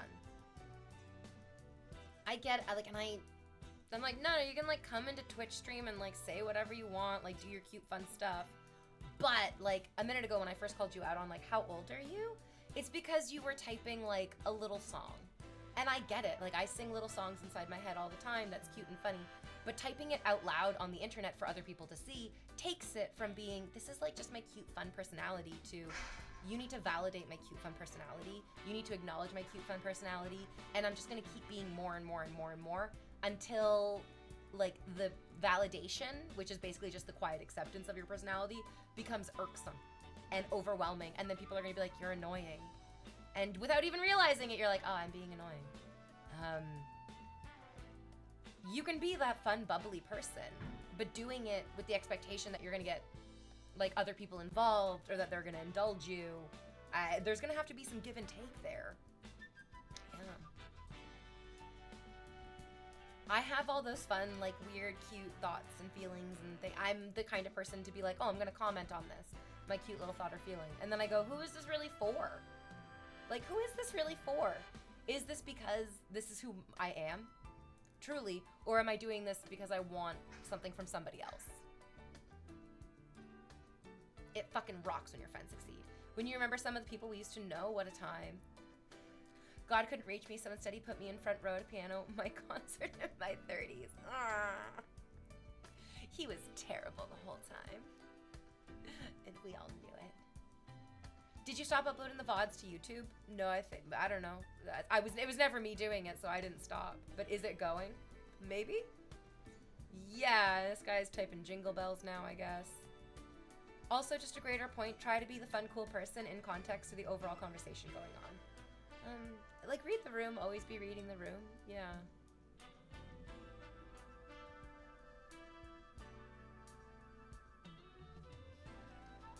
I think this is just also a deeply different generational thing, where, like, I'm an internet person. I'm here on the internet and I'm talking with you. Hello. I put myself on the internet, but I also put a really tiny amount of myself on, like a very tiny amount of myself on the internet. And then I also can sort of only tolerate a tiny amount of people. I can kind of only also tolerate, like, I am only comfortable with a little bit amount of what people put themselves. What am I trying to say here? I can't absorb it. I can't be there for it. The internet is not real life to me. I had the privilege of growing up in real life and not growing up on the internet, but growing up with the internet.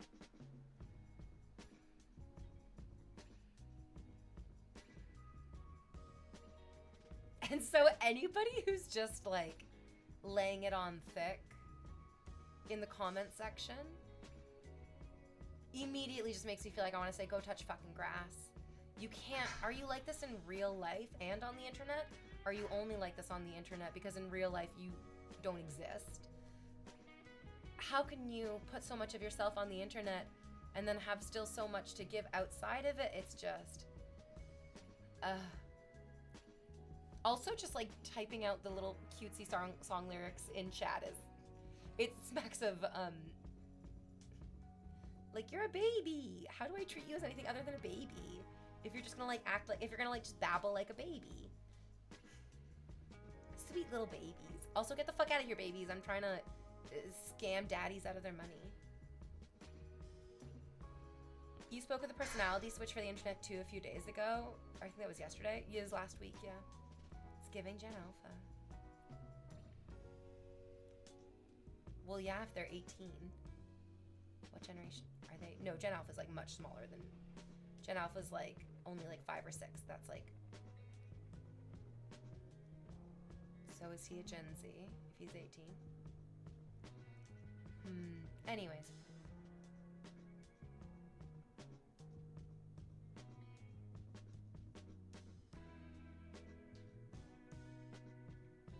Oprah. God damn it, Oprah. She's platforming some of the most awful men. I didn't realize that I was listening to the wrong episode. I just like typed in Oprah into the search bar for Behind the Bastards, and I started listening to like a whole different like entire segment on, it was Oprah's one of her favorite doctors. His name is John of God. He was a cult leader in South America and apparently one of Oprah's favorite dudes.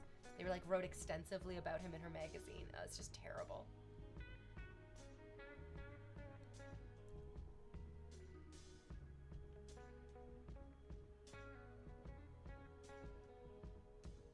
Gen Alpha is 2010 to 2024.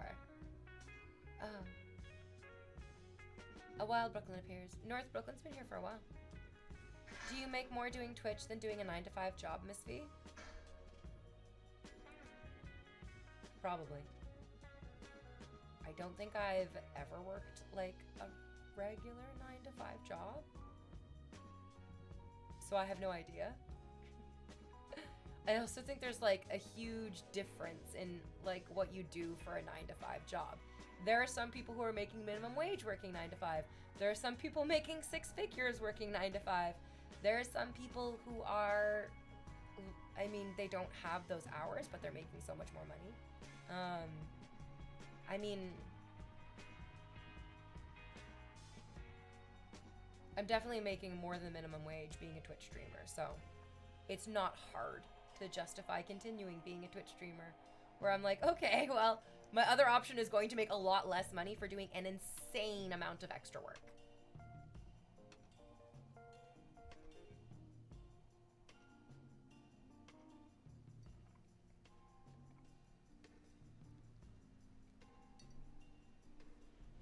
But also being a Twitch streamer means that there are days where you stream for hours and you make $0.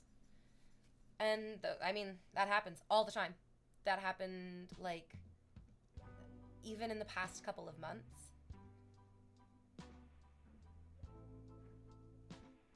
There have been so many streams where I finish and I'm like, I made no money. There was like no subscribers, there was no gifted subs, there was no bits, there was nothing. I just sat on stream for hours, just talking with people, just hanging out. I did my hair, I did my makeup, and I made $0. And that happens to every single person who decides to start streaming. You are going to work for hours and hours and hours and make $0, or make like a tiny, tiny amount of money. Less amount of money than you would have made if you went and made minimum wage from 9 to 5. But then there are also days when you stream and all of a sudden you make like thousands of dollars in just a few short hours because somebody in your audience has decided that they love what you're saying. adore your outfit, want to spoil you. Like, the reality is it's never the Twitch streamer's decision how much money they make. It is a lot of preparation meeting luck. And that preparation is you just keep showing up to stream. Like, you just show up no matter how much money you make or you don't make. You just keep showing up to stream. And you just pray that, like, I made $0 today. Well, hopefully tomorrow's stream I'll make $100,000. Who knows? You just keep showing up. Very roulette. Very American style money making. Oh, Rightus. That's a good ban. I wonder why those people say those things. I really have no idea. This whole, like, intense aggression around how people self-identify. I feel like it's totally fine to be so deeply insecure that other people's security is triggering. I just wish that we could all move away from that. We need a daily sub goal, but the reward is a song on a kazoo or something. No, North, I get it, and I understand that that's what makes other Twitch streamers very successful and very, very wealthy. They have like a large, elaborate sub goal that they're always pushing towards, and they're incentivizing their audience, and they're pushing, and they're hustling. Like, I get it, I really do. I know that I could do that, and I could be like super duper financially successful.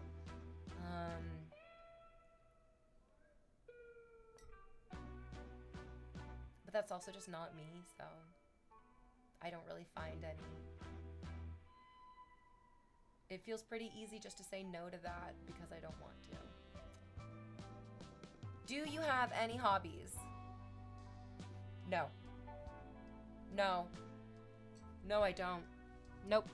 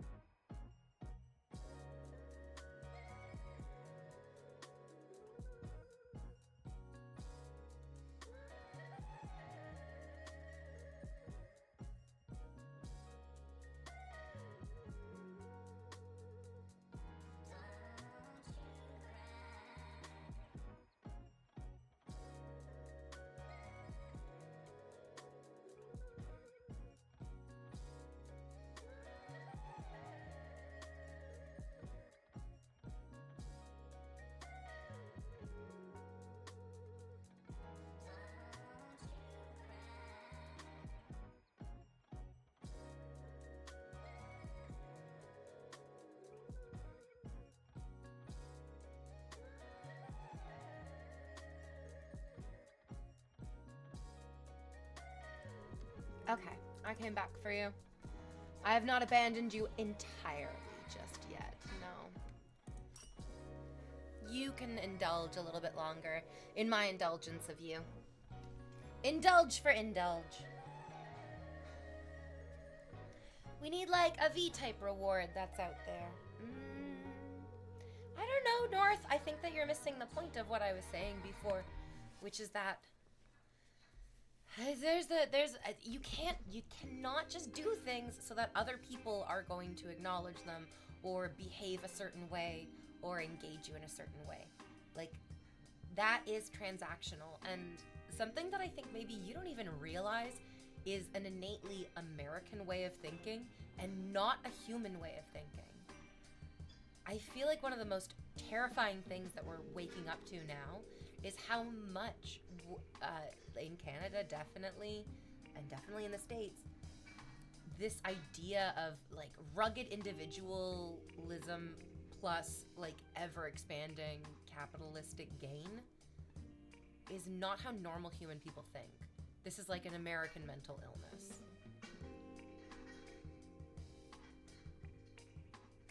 Not everything needs to be always getting more, always earning more, always hitting higher, always. I mean, I feel like this is this mindset is what's driving Katy Perry to make all these terrible fucking decisions. Katy Perry needs to like do less. Do less, Katy Perry, please.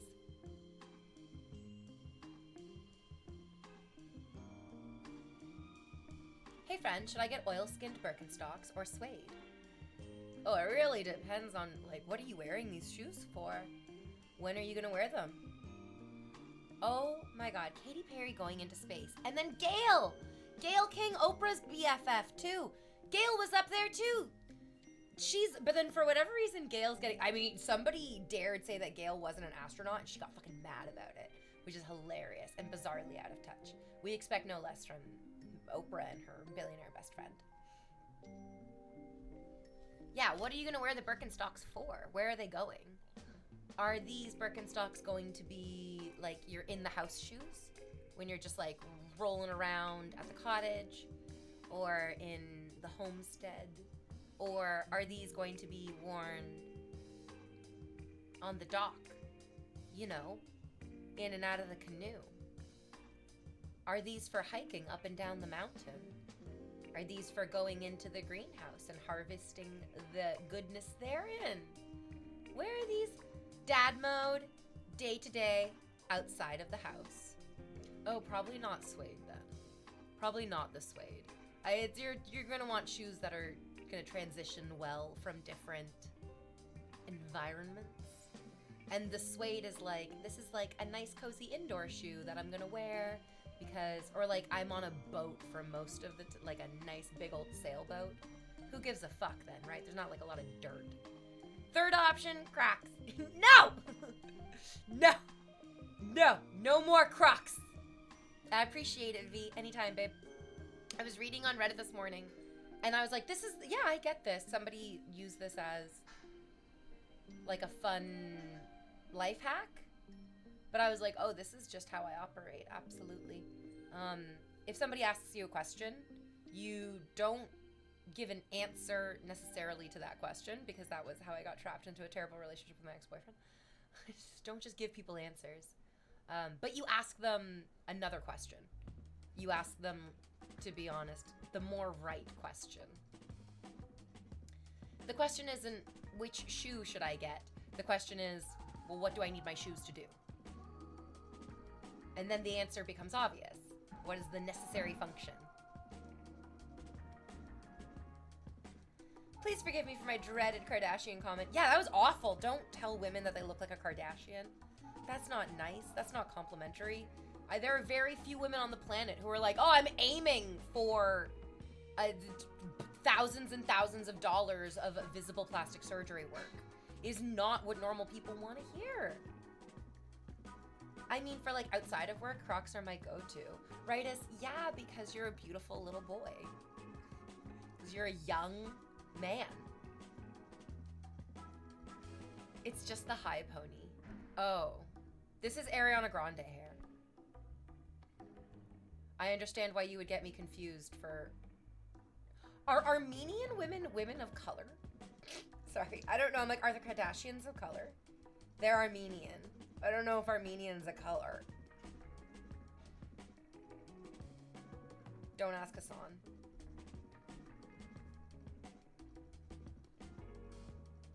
Maybe I need to go back and ask the more appropriate question. What is a woman? Sorry. So rude. So sad. So right now. We can't be splitting hairs about what color is. What the fuck is even a woman? Oh. I think Kylie Jenner is pretty. Oh, they're all. I mean, I feel like we don't get a choice in whether they're beautiful or not. They haven't let us. They're not letting us decide if they're beautiful. They've given us no choice but to be like, you are the most beautiful. You are so beautiful. Your eyes are so big. Your nose is so tiny. Your lips are so full. Your jawline is so fucking snatched. Your body is so impossibly proportioned. They literally look like walking, living cartoons. Like, I think if they were in the room with any person, it's just like staring directly into the fucking sun. And I hate it. And I hate it. And I hate it. Oh my God.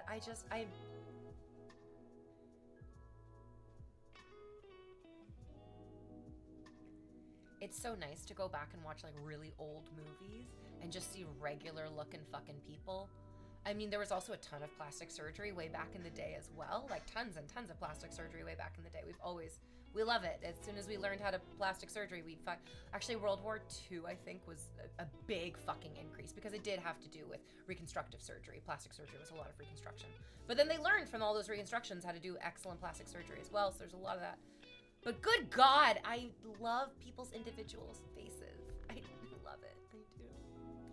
And I feel so sad that now we have women setting a standard of beauty, which doesn't feel like optional anymore. It's just like, you're so undeniably, mathematically, gorgeously, beautiful, perfect. It's a little underwhelming all of a sudden, instead of it being an overwhelming discovery of beauty.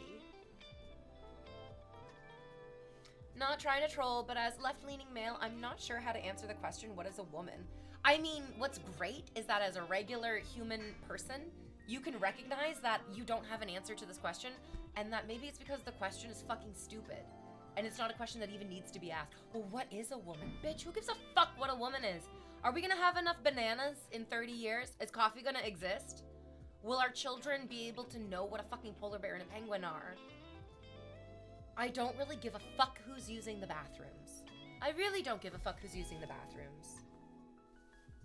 Like, not having an answer doesn't mean that you're a bad person. Not having an answer means you might be more focused on, like, truly important things. Like, also, why are we attacking women?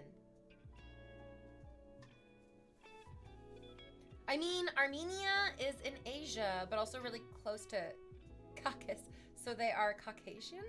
I mean, there's a reason Caucasian it ends in that way. Anyways, actually, so famously, the Kardashians are not women of color, but they have done so much blackfishing where it's questionable, where we get to like, where we're like, oh my God, are Armenians people of color? No, the Kardashians just did blackfishing, where they took the quote unquote attractive elements of blackness and then absorbed that as their own personal style without giving any due credit or actual context to what they're embracing.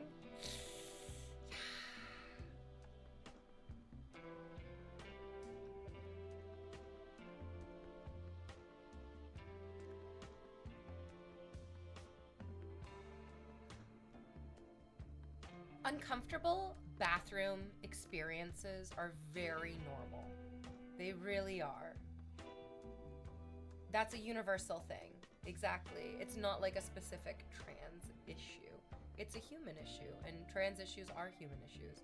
So we really do not need to be singling out trans people as like some sort of mysterious, uncontrollable unknown in bathrooms. That's nonsense. What a fitting name. He sure was to go. He just couldn't help himself. You're talking about the post-op features in Musumbi?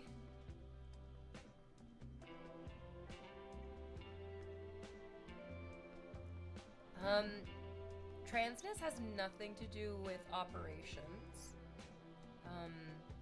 There are many people who don't have surgical procedures, but have medical intervention. I mean, just like how my mother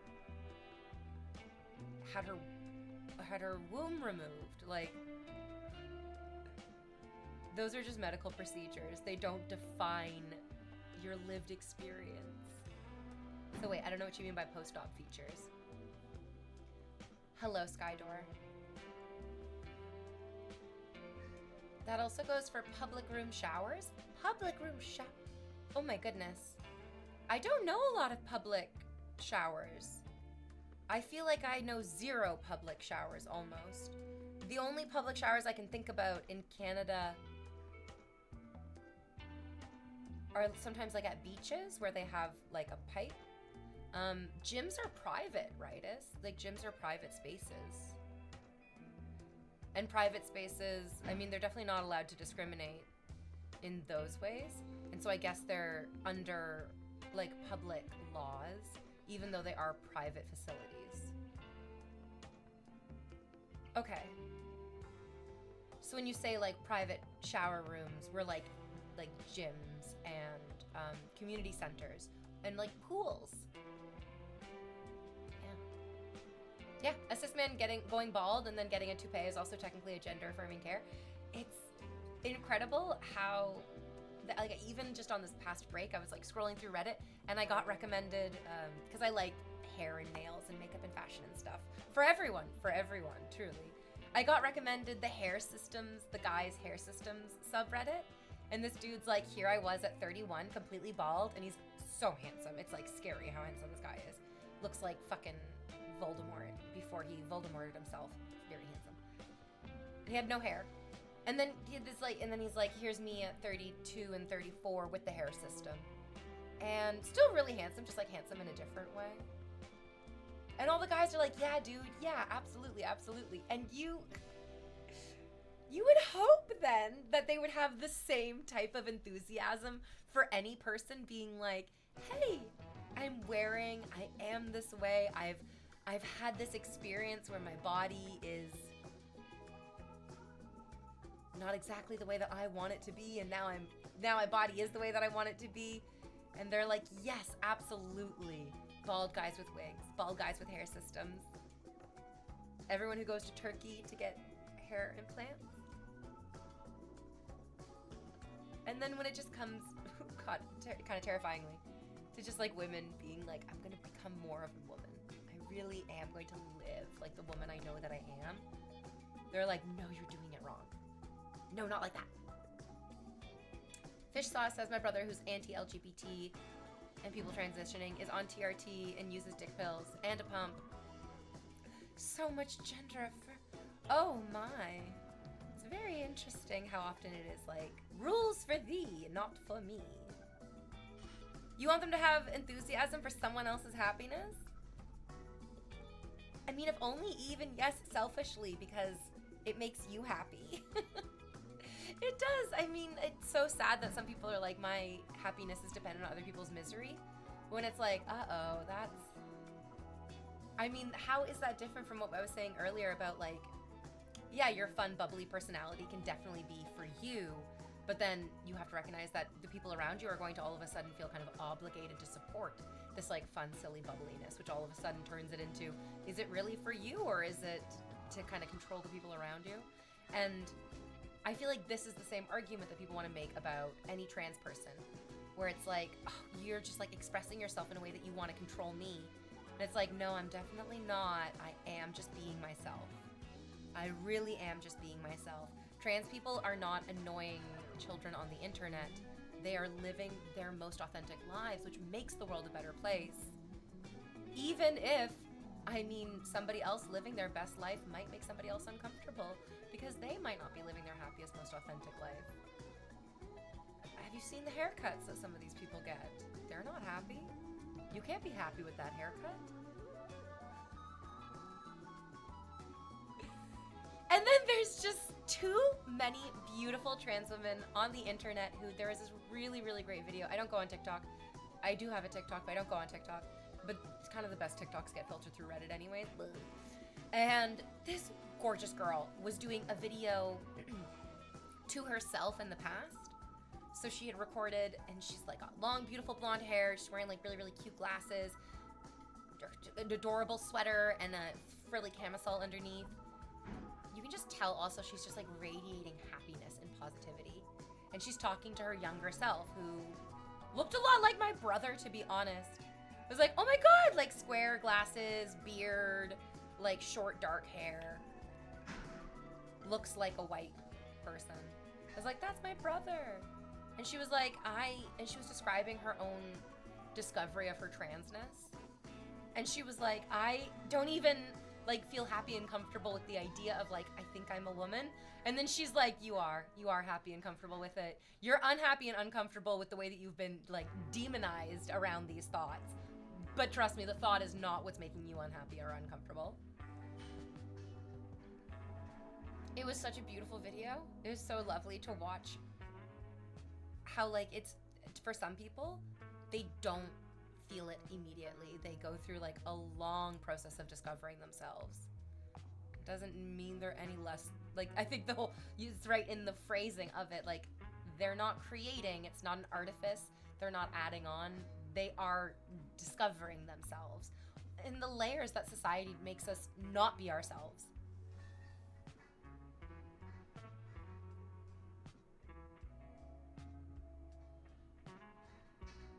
And then that's why, like, the people with the bad haircuts who wave the, like, fuck Carney, fuck Trudeau flags, the, like, really, really anti-everyone, it feels like, argumentative people. I get it. I can empathize with them, even if I don't agree with them, that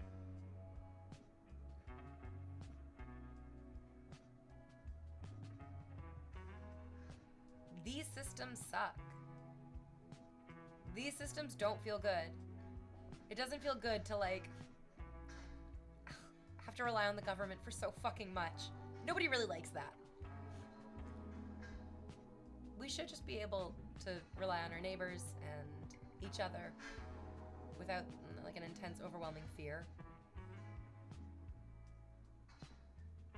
But we're in the part of human society where we're gonna rely a lot on like the government systems that are keeping us, holy Christ, safe? Like, it used to be like the fences keeping us safe from nature. And now we've really hurt nature. We don't need to be safe from nature. Now it's the technology that we're creating and coming at us in the dark. And policy, like the legislation around it, seems to be the fence keeping us safe. Oh God. It's not a great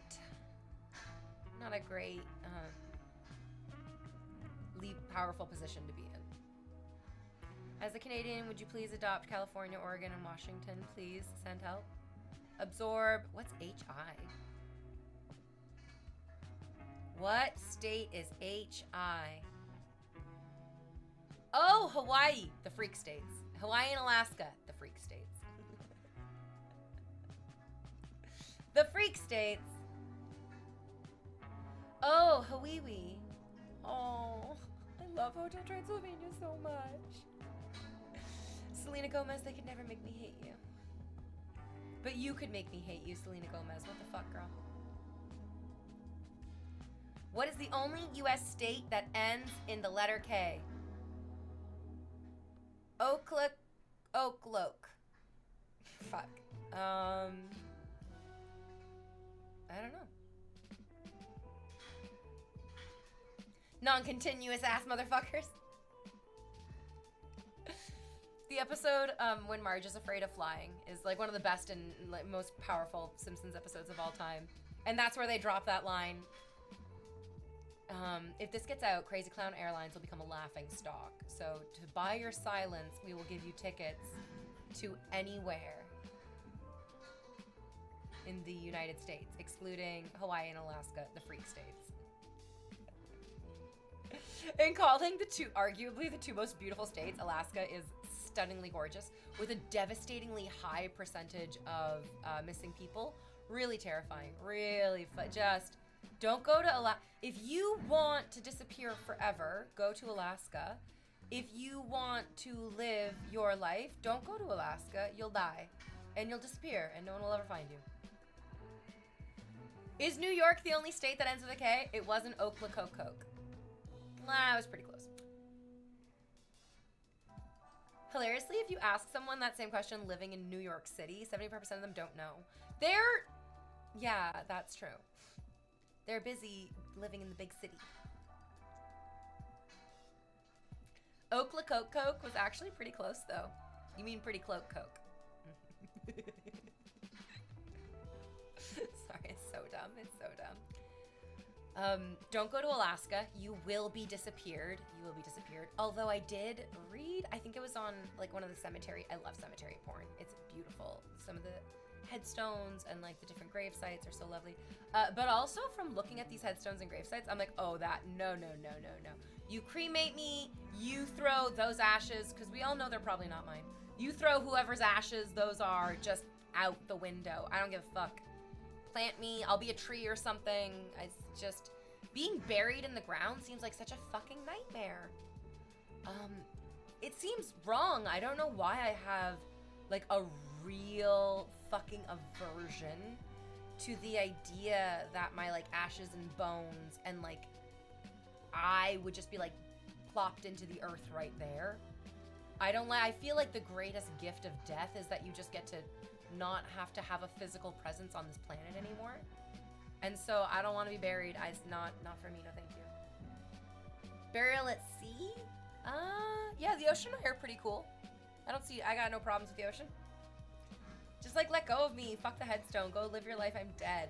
Also, I'm just poor, we're just poor. Do you guys understand how expensive these things are? We're talking about this like we have a choice.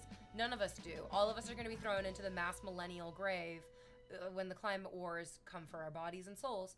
So this is just like a hilarious idea, experiment, because none of us can afford a house. Do you think we're gonna be able to afford the even more expensive? Actually, no. A burial plot is not as expensive as a house, but like, we're never gonna have any money for any of these things. It does. I want my body to be disposed of in the most efficient environmental way possible, and then I want everyone to just go have a party. No grave, no funeral. Our lives should just be just celebrations. Don't be sad that I'm gone. Just acknowledge that my ghost will be haunting you forever. We would destroy ecosystems if we started dumping bodies all over the ocean.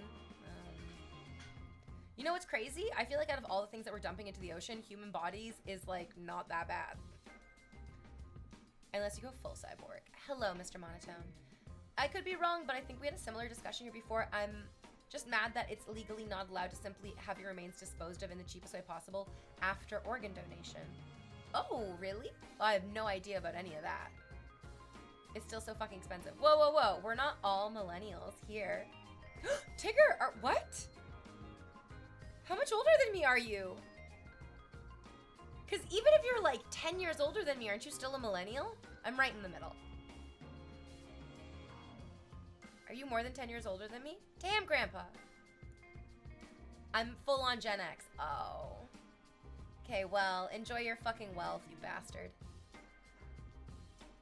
Did you see the true crime one about the people who said they would cremate loved ones and turn them into special stones, but then they straight up just left them in a basement and they got all melted together and discussed? Oh my God, Brooklyn. Oh my God, no. Oh God. These people are so... Was this in America? I don't want to say that everything is America, but also we live in Canada, so hoofbeats are going to be horses, not zebras. Oh God. You can always just go missing in the woods, I guess. Oh, it's absolutely happened in America. Absolutely. To be honest, I think ocean life would give a good large facets of the ecosystems of the oceans are based on dead bodies, like whales decomposing support entire levels of the deep ecosystems of the water. It's cool. Yeah, we definitely shouldn't be dropping human bodies in the ocean. But maybe people are, because apparently in beaches all over BC, feet will just like wash up on shore. Like tons of just feet in shoes. And it kind of makes sense that like when you're in the water, fish are gonna come get at you, other little like ocean creatures. And then your shoes would be very buoyant, and then there's not like a ton of... People don't often eat the feet, you know what I mean? That's not the juicy parts of a person that the animal's gonna dig into. So fuck these shoes, so then lots of like shoes and feet just wash up on the shores. And the bodies are getting all eaten up by the fishes. I'm a Gen X, you're not wrong. That's right, Tigger.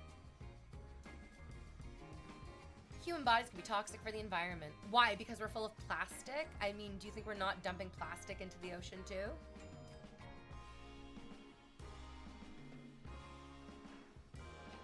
I think you're probably right. The boats would need to spread the bodies out, knowing how companies, they would just like find one spot and keep dumping thousands of people in the same spot all the time. I mean, then the fish and the fishes and the sea animals would also just be like, oh hey, human meat. Sweet, delicious human meat.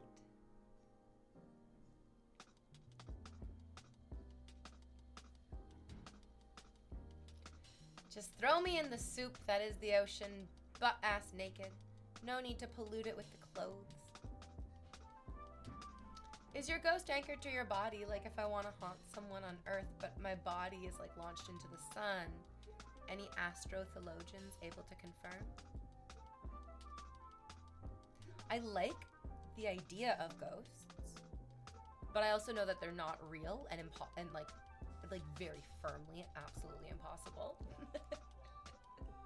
It doesn't mean that I don't believe in them and don't love believing in them, which means like I'm gonna tell you anecdotes about that time that I got a video of a ghost. I'm gonna talk about that time that I thought I saw a ghost. I'm gonna talk about that time that we came home and every single tap, like we had multiple bathrooms, there was the kitchen, there was the basement tap. Every single tap in the house was turned on. And we were like, what the fuck? What is this? You can literally only choose one. You can only choose ghosts. You can only choose aliens. I know that. I love Dan to Dan. Oh my God, it's such a perfect anime. Oh God, no, you can only have one. You can only have one. And I absolutely choose both. I'm like, aliens are real, but I'm like, aliens are real because I believe it to be true. Like I actually believe aliens are real and true. I believe in ghosts because I know they're not real and I just want to believe. So my spooky ghost experiences are this. Number one, we had no ghost experiences until we moved into, like the house that I grew up in was this beautiful, sweet little home. I liked it so much. It was very, very nice to grow up in that little house. Great, great, great. And then that ended, which was awful and terrible. And the only semblance of a safe space that we had was sold off callously so that my mom and her stupid husband could live together in this like big, old, scary, haunted mansion. And this big, old, scary, haunted mansion did not feel like home, did not feel like a safe space, did not feel like the place that you come to relax in, because our stepfather was there. And our stepfather was like, you're in my house. And all of a sudden it was like, oh, fuck. We went from having a home with our mother to our mom living with this terrifying man. He was very much like Mr. Burns. He's just like, when I have to meet people for the first time and we get into the conversation of what my family is like, the shortcut that I will tell them is like, imagine the newest season of The Simpsons. Marge divorces Homer, but then she remarries Mr. Burns. And it's like, oh, you went from like one terrible, inadequate, like absolutely failure of a parent to a person who outright just fucking hates children. Marge, what are you thinking? So my stepfather's house was very much like trying to live in Mr. Burns' mansion. And so there was all these experiences of it feeling very haunted, I think because it didn't feel like there was even people living there. So but there was still like some sort of like ever omnipresent presence Terrible. Hear me out, undead aliens. Exactly. What if aliens are ghosts? Yes. The essence of ghosts will... Wait. The existence of ghosts will eliminate lonely people. Oh. I mean, I think that's how they sold us on religion. They were like, oh, yes, the ghost of God is with you always. So, tithe. Tithe up. That's probably happened in an episode. Release the hounds! Release the robotic Richard Simmons bot. I guess it's not robotics Richard Simmons bot. That's redundant. Pin number. Interstellar colonization is going to complicate ghosting. Like, if I'm living light years from my preferred haunting location, what is the... Prescience. Prescience. Every person who's died, we left their ghostly spirit way far back in space. Like, we are in the galaxy of the Milky Way, and our solar system is rocketing forward through space, never repeating its exist. Like, whenever we talk about time travel, it's also space fucking travel, because Earth is moving in a circle around the sun, but in like a hugely fast, velocitous corkscrew forward. So all those, the reason that ghosts don't exist on Earth is because all those ghosts are just floating in space. Just being like, where the fuck happened? Oh my God. Earth, come back. Jesus. And Jesus is really far behind you. Once again, unfinished business anchors you. Die on a spaceship. Didn't finish painting the hull. Bam. Space pirate ghosts. Space pirate ghosts. Space pirates. What? You know, pirates. But in space! The episode where Bender becomes God is a very, very good episode. That's a great episode.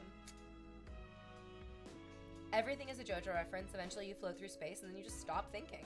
If you're lucky, you stop thinking. That's not always. Not everyone's that lucky all the time. Some of us are doomed to continue thinking. Disastrously. Disastrous thoughts.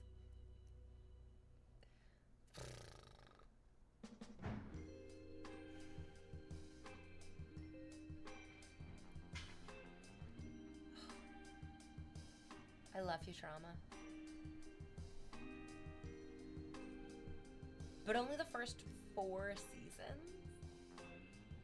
Once it got picked up again and it came back, the music was slightly different. I think maybe whether it was a choice or not, changing the music kind of disconnected me from it, which is so sad and so frustrating. I really wish the music had stayed the exact same.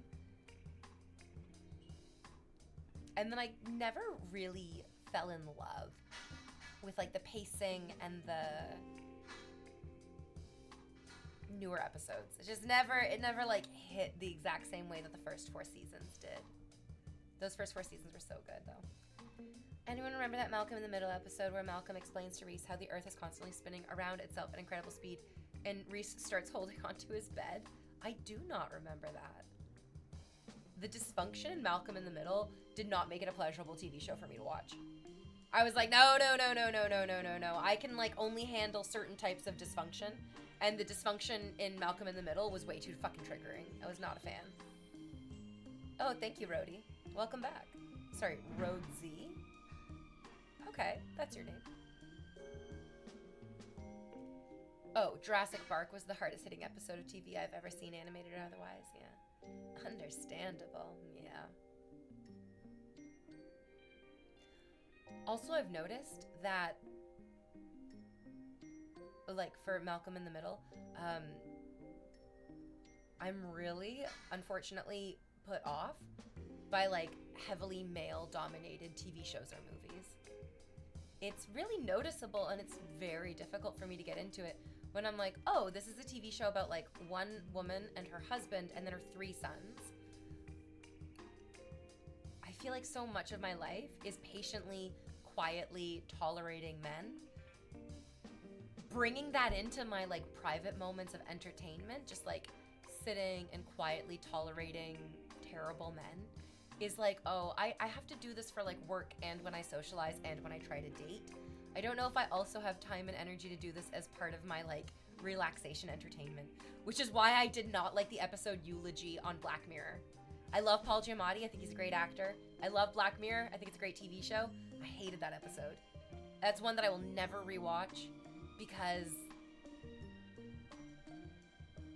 just so maddening. Just so fucking frustratingly maddening. Just so irritating and so...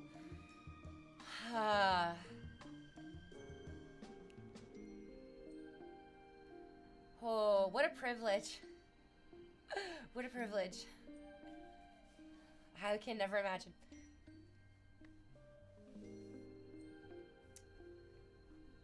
Malcolm in the Middle is like one of the best sitcoms. Second to Game of Thrones. What? Are you guys talking about Malcolm in the Middle? Yeah, Malcolm in the Middle was very, very popular. It was great. Lots of people really, really liked it. And I think the reason that lots of people really liked it was because it was so relatable to them. But that was just frustrating to me because I was like, I don't want to have to continuously relate to these people that I feel forced to engage with all the fucking time. I'm already relating to them IRL. I really don't need more of their story told. Game of Thrones sounds like an interior designer game show. Yeah, I don't know what that is either. That episode was rough. But because the writing was good, Malcolm is genius.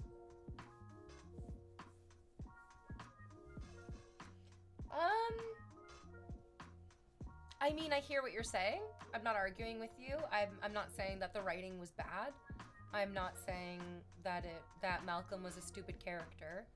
I think you are really beautifully exemplifying why I didn't like this TV show.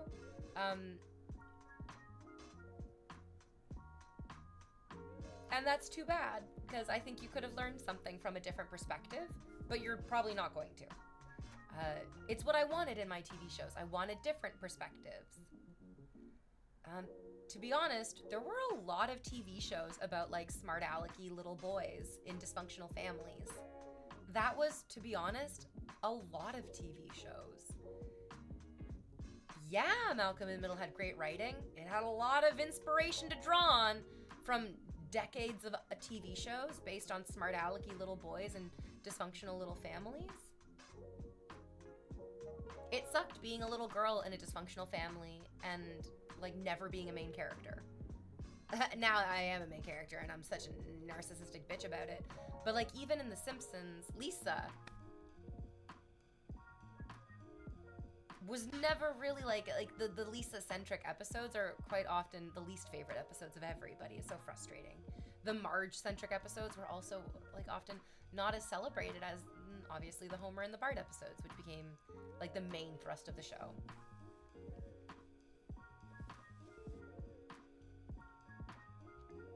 It sucks. I do feel like I'm missing out on good TV because it's like, oh, well, if you could just put aside that like it's men talking about men's lives from men's perspectives and you just need to sit down and enjoy it.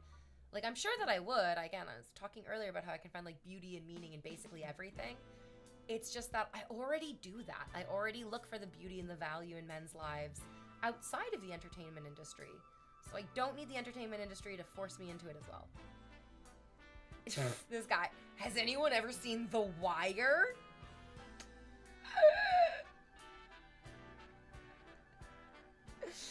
Oh. Well, it's good to know you're all morons, and it's not just that one guy. Which of your favorite episodes of the new season of Black Mirror? Mine was Common People, but I also loved Eulogy. Did not love Eulogy, obviously. Just love Paul Giamatti and think he's a great actor. So, like, it was enjoyable to watch him just do acting. I liked that a lot. I loved Common People.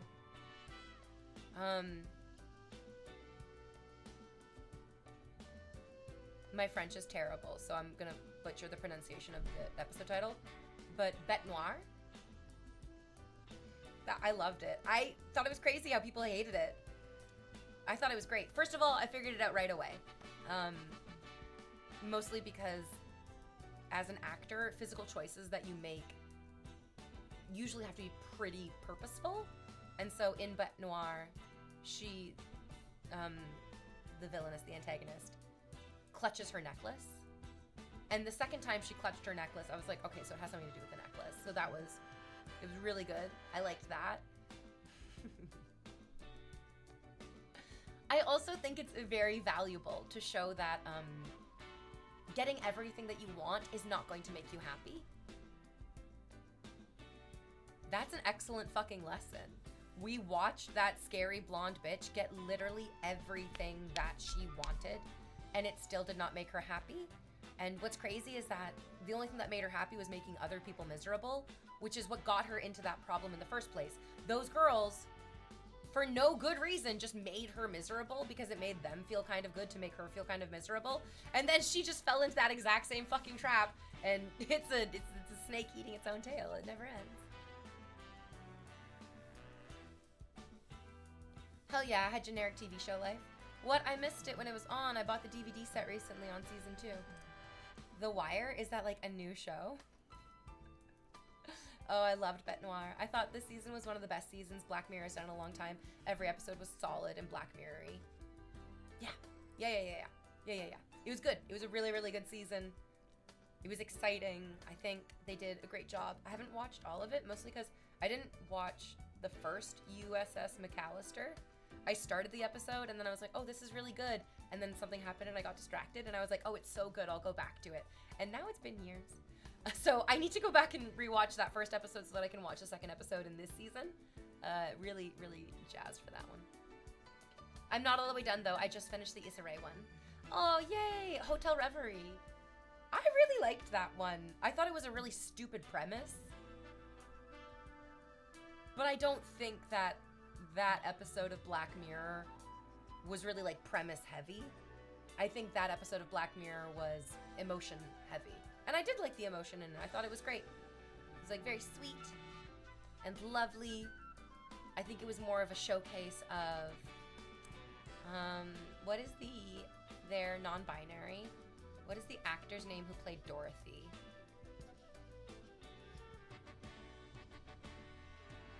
Is their last name start with a C, maybe? That sounds maybe right. They did a great, oh my god. They're such an amazing actor. I actually was like, I had to remember this is a person from today. This is a person from 2025. This is not actually like a person from the 1950s. It was wild. I think this episode proved to me that Issa Rae is very much a straight woman, but she tried her best. Yeah.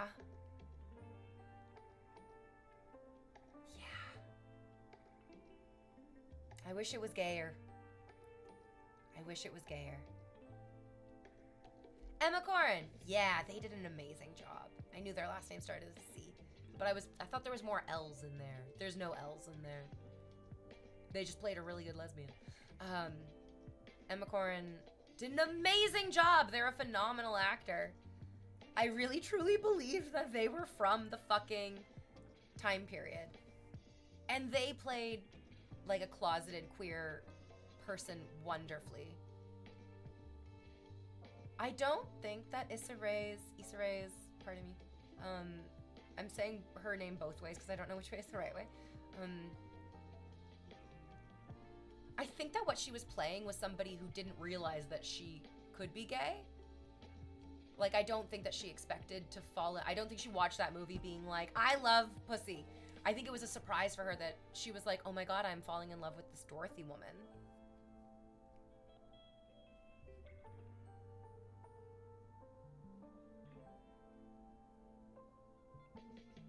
Which then I think also kind of makes sense why she wouldn't be like a super confident lesbian. And also why Dorothy was not a super confident lesbian.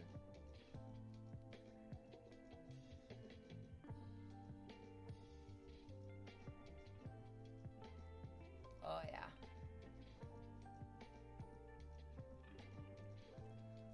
I know this is gonna sound so rude, but you can tell that what was it, Brandy?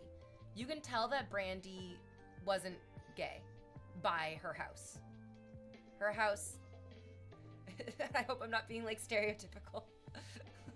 or like super duper rude, but she lived what looked like a like almost impossibly heteronormative lifestyle. We didn't really see like a lot of her personality in her home at all. But it didn't, like, they weren't trying, there was no gay coding in her character whatsoever. Totally Awesome says, you'd be a good director. Nah, you'd be a good director. Maybe. I've never directed anything. I've also never had the desire to be in charge to direct things. That's not for me either. I don't want to be in charge. That's where people get blamed for things. But then I also think that her not, like, being a gay woman and not living a gay life and then going into this movie and being like, oh my god, I'm in love with you.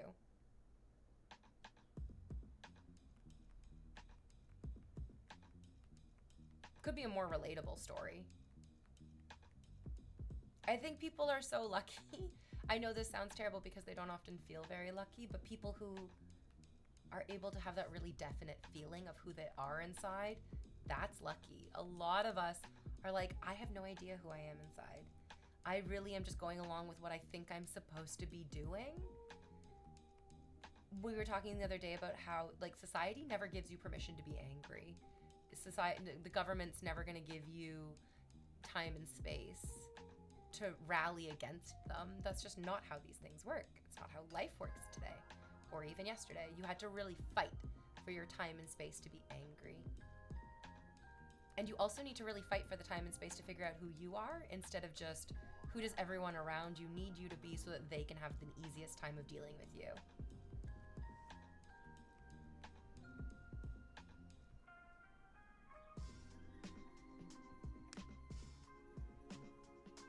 I also think something happens sometimes with people where you're like, oh my god, I'm just so in love with you. And it's because everyone's pretty much a little gay. And maybe a little bi, maybe a little pan.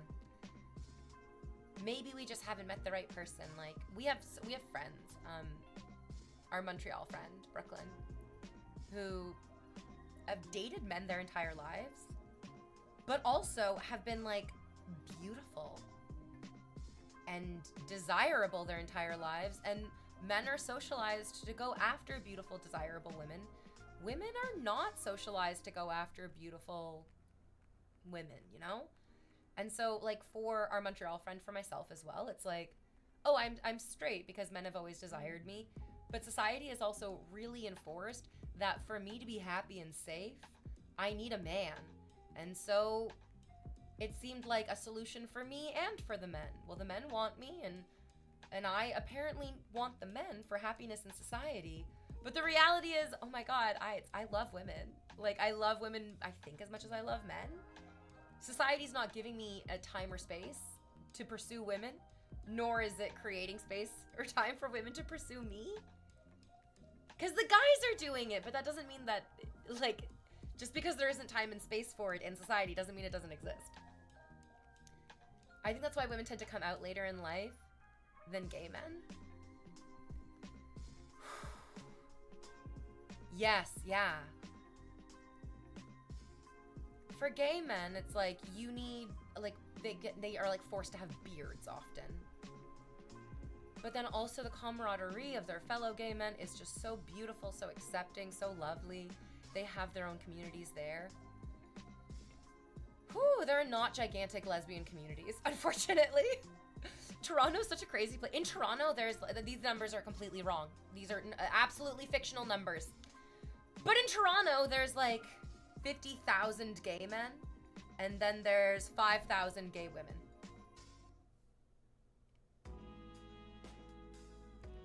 So for women, there's not a lot of socializing that pushes women towards women. There's a lot of socializing that pushes women towards men and men towards women. And yeah, there's that heteronormativity goes so fucking deeply. I feel like at one point I swiped on all of them. Yes, Brooklyn, yeah. Yes.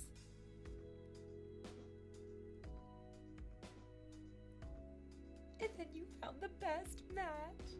You love your partner. Can I tell you something outrageous? It's not creepy. It's not creepy. But you know my Animal Crossing island?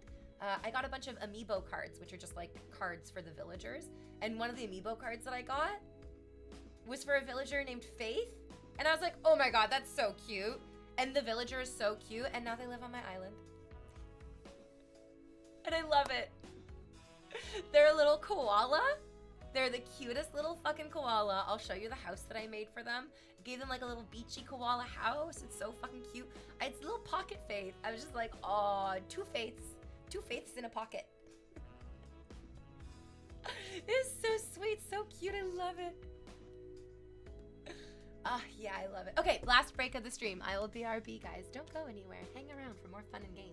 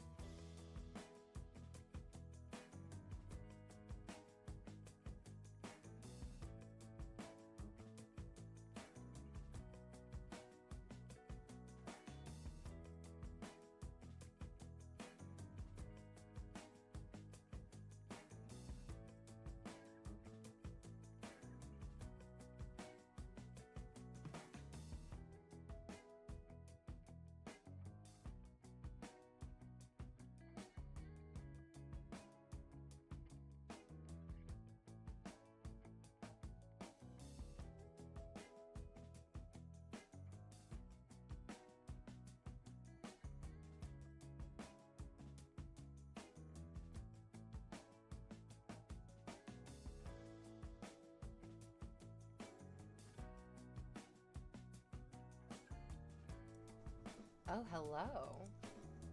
Hello, hello. Did you guys see that guy, Hegseth, Pete Hegseth, down in the States? Oh my god. He exposed more war plans in Signal chat, this time to his like wife and children, perhaps even. Anyways, I can't even read the articles. I'm not the person to get news from on these things because the shit that I'm talking about is so fucking unbelievable. The only thing I can think of is just memes. It's just memes. It's literally just memes, and it's the meme of Goofy, like really scary looking Goofy. Do you know the one? And he says, "I'll fucking do it again." Looks really unhinged. And he says, "I'll fucking do it again." Gonna put war plans in Signal chat. And I'll fucking do it again. Look at him do it again! Look at him do it again. Okay, so I was saying earlier, you please go check this out, because we all love being better for listening to a TED Talk. Carol Cadwallader, her TED Talk that she just did this past weekend is an absolute fucking must listen. She talks a lot about like why this is happening. Why is this happening? And how we can fight it, and the important things that we are gonna do so that these people are not given this type of power to squander.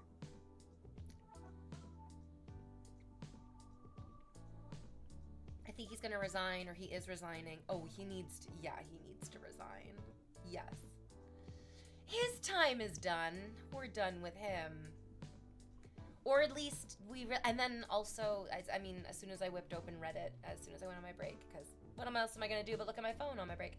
The top article was that like, oh, Elon Musk is gonna retire from politics because he's sick of being attacked by right-wing fanatics. Thank you, Asim. Thank you. Oh God, that's so the TED Talk that I'm recommending. The TED Talk that I'm recommending, you guys check out.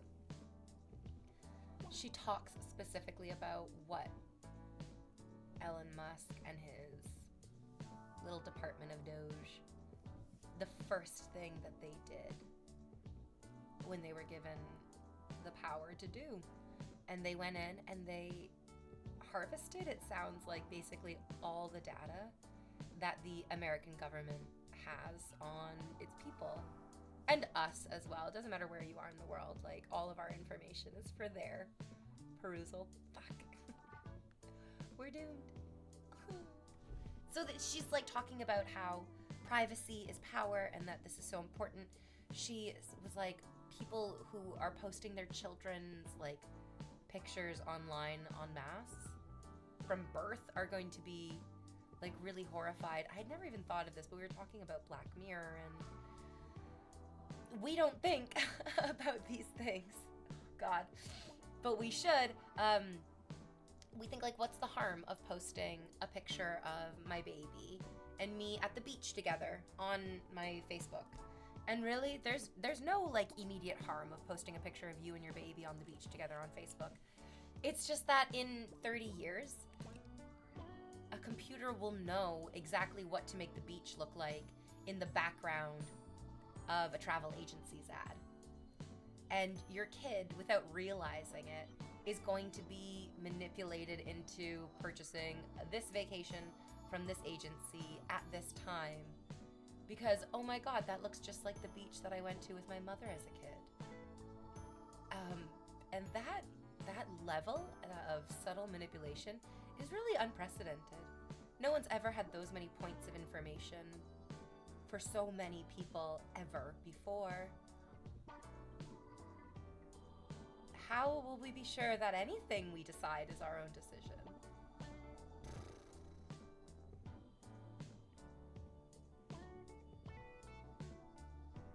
Oof. B, somebody asked me the other day in chat, they were like, do you want to have kids? And I was like, no, not today. But then also, like, the greater feeling of my life is very much like, I don't know. I love all of our kids.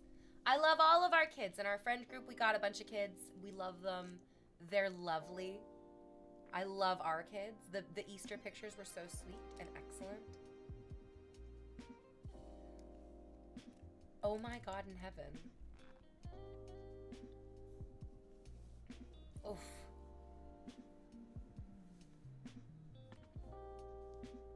I just want to be an awesome auntie. And we are. And we are. That's the thing. And we already are. And that brings me such a deep happiness. Like a real deep happiness.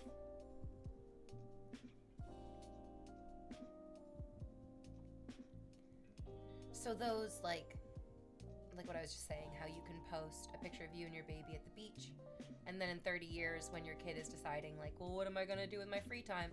They're going to be manipulated, or they could be manipulated into making those types of decisions without realizing it. And then this conversation about having kids, I'm like, wait a minute, do I just feel pressured into having children because, like, TV shows and movies show me this is what women are supposed to want? And there aren't, at any time there's like a movie or a TV show about Brooklyn doesn't count because she's like happily engaged, but like, I'm a sink. I'm a single income, no kid. I'm a sink. There are not movies and TV shows about happy single women. I mean, I feel like Grey's Anatomy is as close as we're gonna get, and that's not very close. That's not close at all. V, do you stream full time? Dear God, no.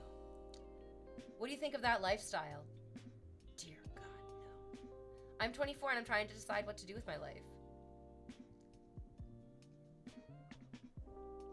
I think streaming is great to do if you know what you want to do with your life, to be honest. I don't think streaming is a good alternative for I don't know what I'm passionate about. The reality is there's lots of people who are like, I would love to be a famous Twitch streamer. But if you don't know what you are passionate about, how are you going to do that? All of the best Twitch streamers out there are passionate about something. And then they enjoy what they fucking do, and they build their audience off of that. So I'm not saying that like streaming isn't a good choice. I think you could, I really feel like you could be a streamer, absolutely. But also, what do you really love to do? What do you actually really love to do? What are you passionate about? When you wake up in the morning, what do you think about? And if that's too hard, then what if somebody told you you cannot do this ever again? What would kill you to never do again? Yeah. Right, is what a confusing question. These people aren't even based in reality. I'm 40 and I'm trying to figure out what to do with my life. Mr. Monotone, you get the same question then. If somebody came to you and said, hey, you are never allowed to play that instrument ever again. Sorry. You can just never play that instrument. You can never paint again. You can never write a song again. You can never act in a play again. You have to like figure out what it is for you, because there's something like you can never eat again. Obviously you're gonna die. You can never breathe again. You're obviously gonna die. But there's like a thing that you have like always either wanted to do or feel like you need to do to be alive, and figure that out and then go for that.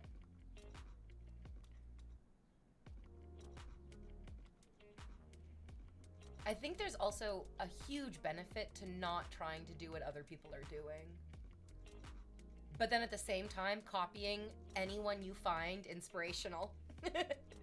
It's a delicate dance between not doing what other people are doing, but continuously being inspired by other people.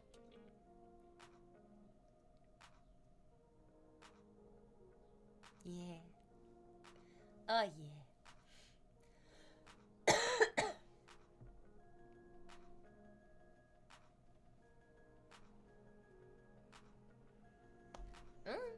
I have no idea what this guy in chat's saying either, Ritus. It sounds stressful. Life is stressful. Yeah. Yeah. Living a good life is not about avoiding bad or stressful things, Living a good life is about finding ease through the difficult times. That's insanely fucking valuable. Think about it. Are you the kind of person who's like, oh, I flourish in a crisis? Well, heaven sent, honey. We live in crisis times. Allow us to flourish.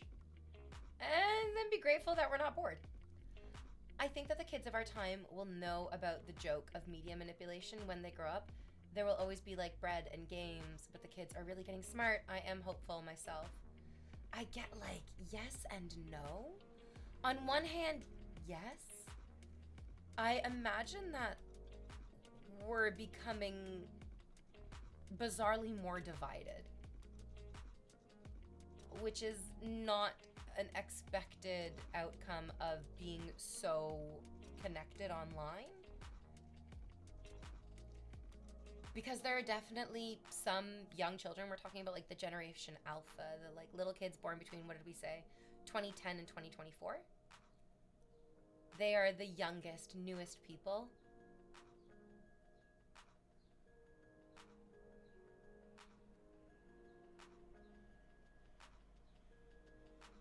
There's been so little consistency. How can we expect them to behave in a way that's going to perpetuate what was drilled into us?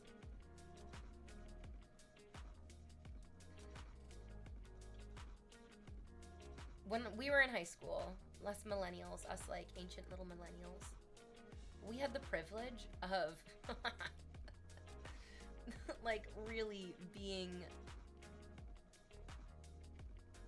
in the same situation as each other.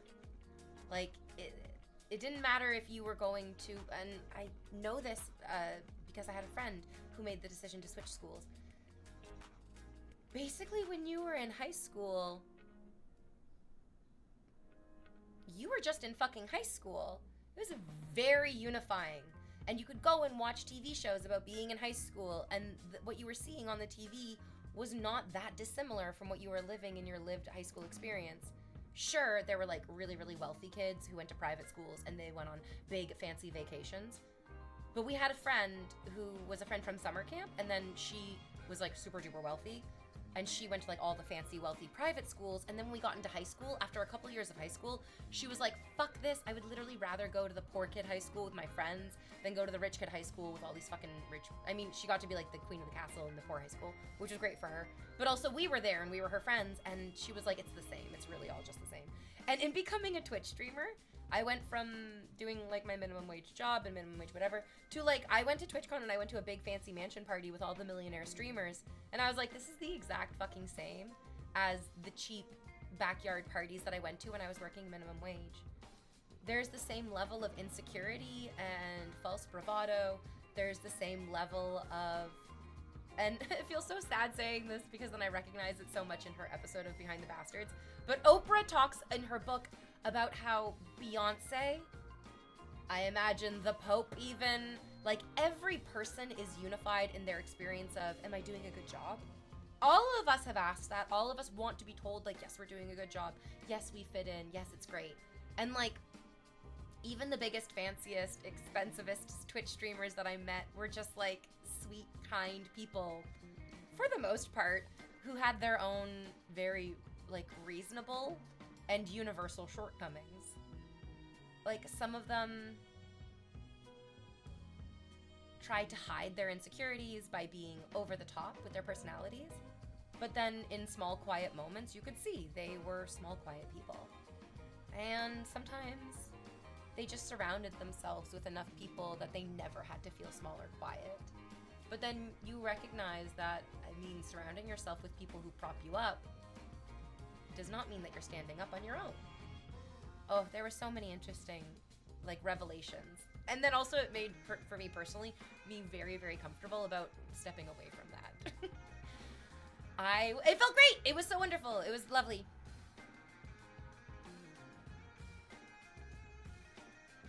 Oh. Yes. He's a streamer, right? I feel like I did some streams with him once.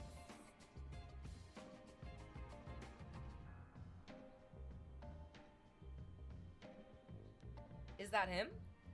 Are they the same person? No, I'm getting two different things confused right now.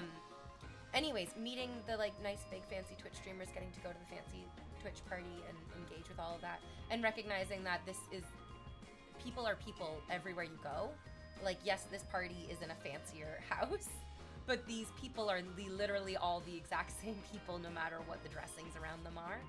It felt wonderful. It felt real good to then be like, oh, I have good people then. Like, I have people who are worth more than the fancy house.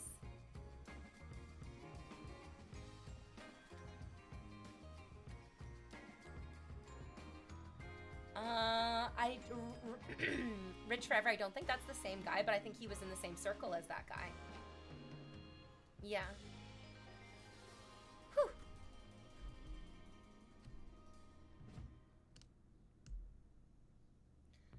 And the reason that I'm saying this is because I hope that, like, you don't feel like you're missing out.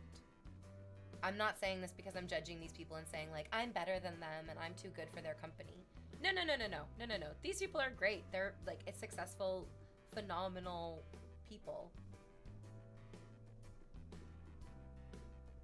But you're not missing out by not being amongst their ranks.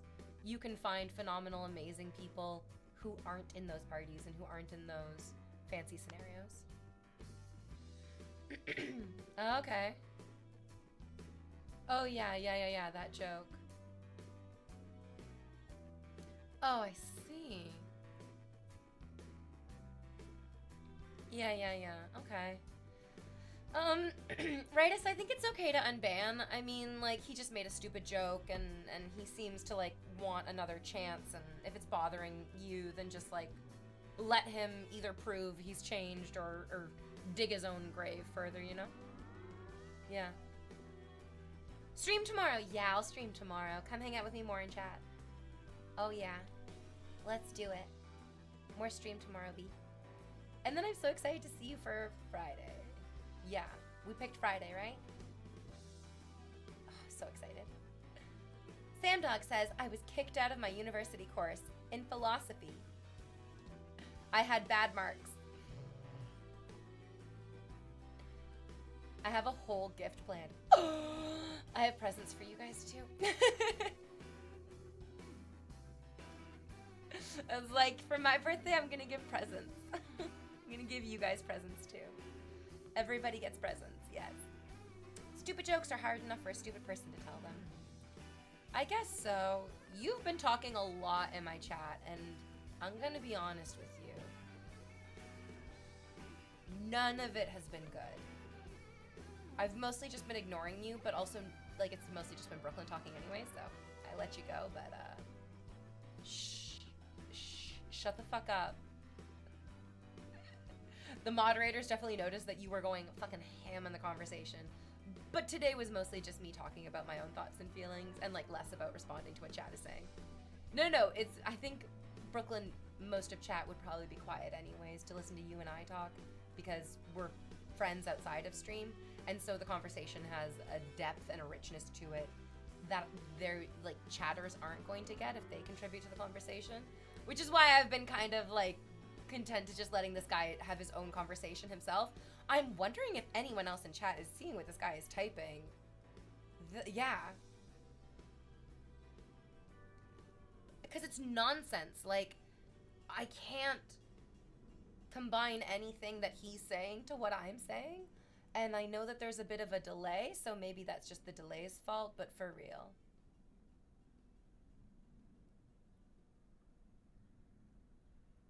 Oh, okay, right, then don't unban him, and then we'll just move on from it. Just tell him no and then block him. But, like, this guy's bothering you more than he's bothering me. I don't care either way. I really don't. Yeah. Oh, okay, good. Okay, yeah.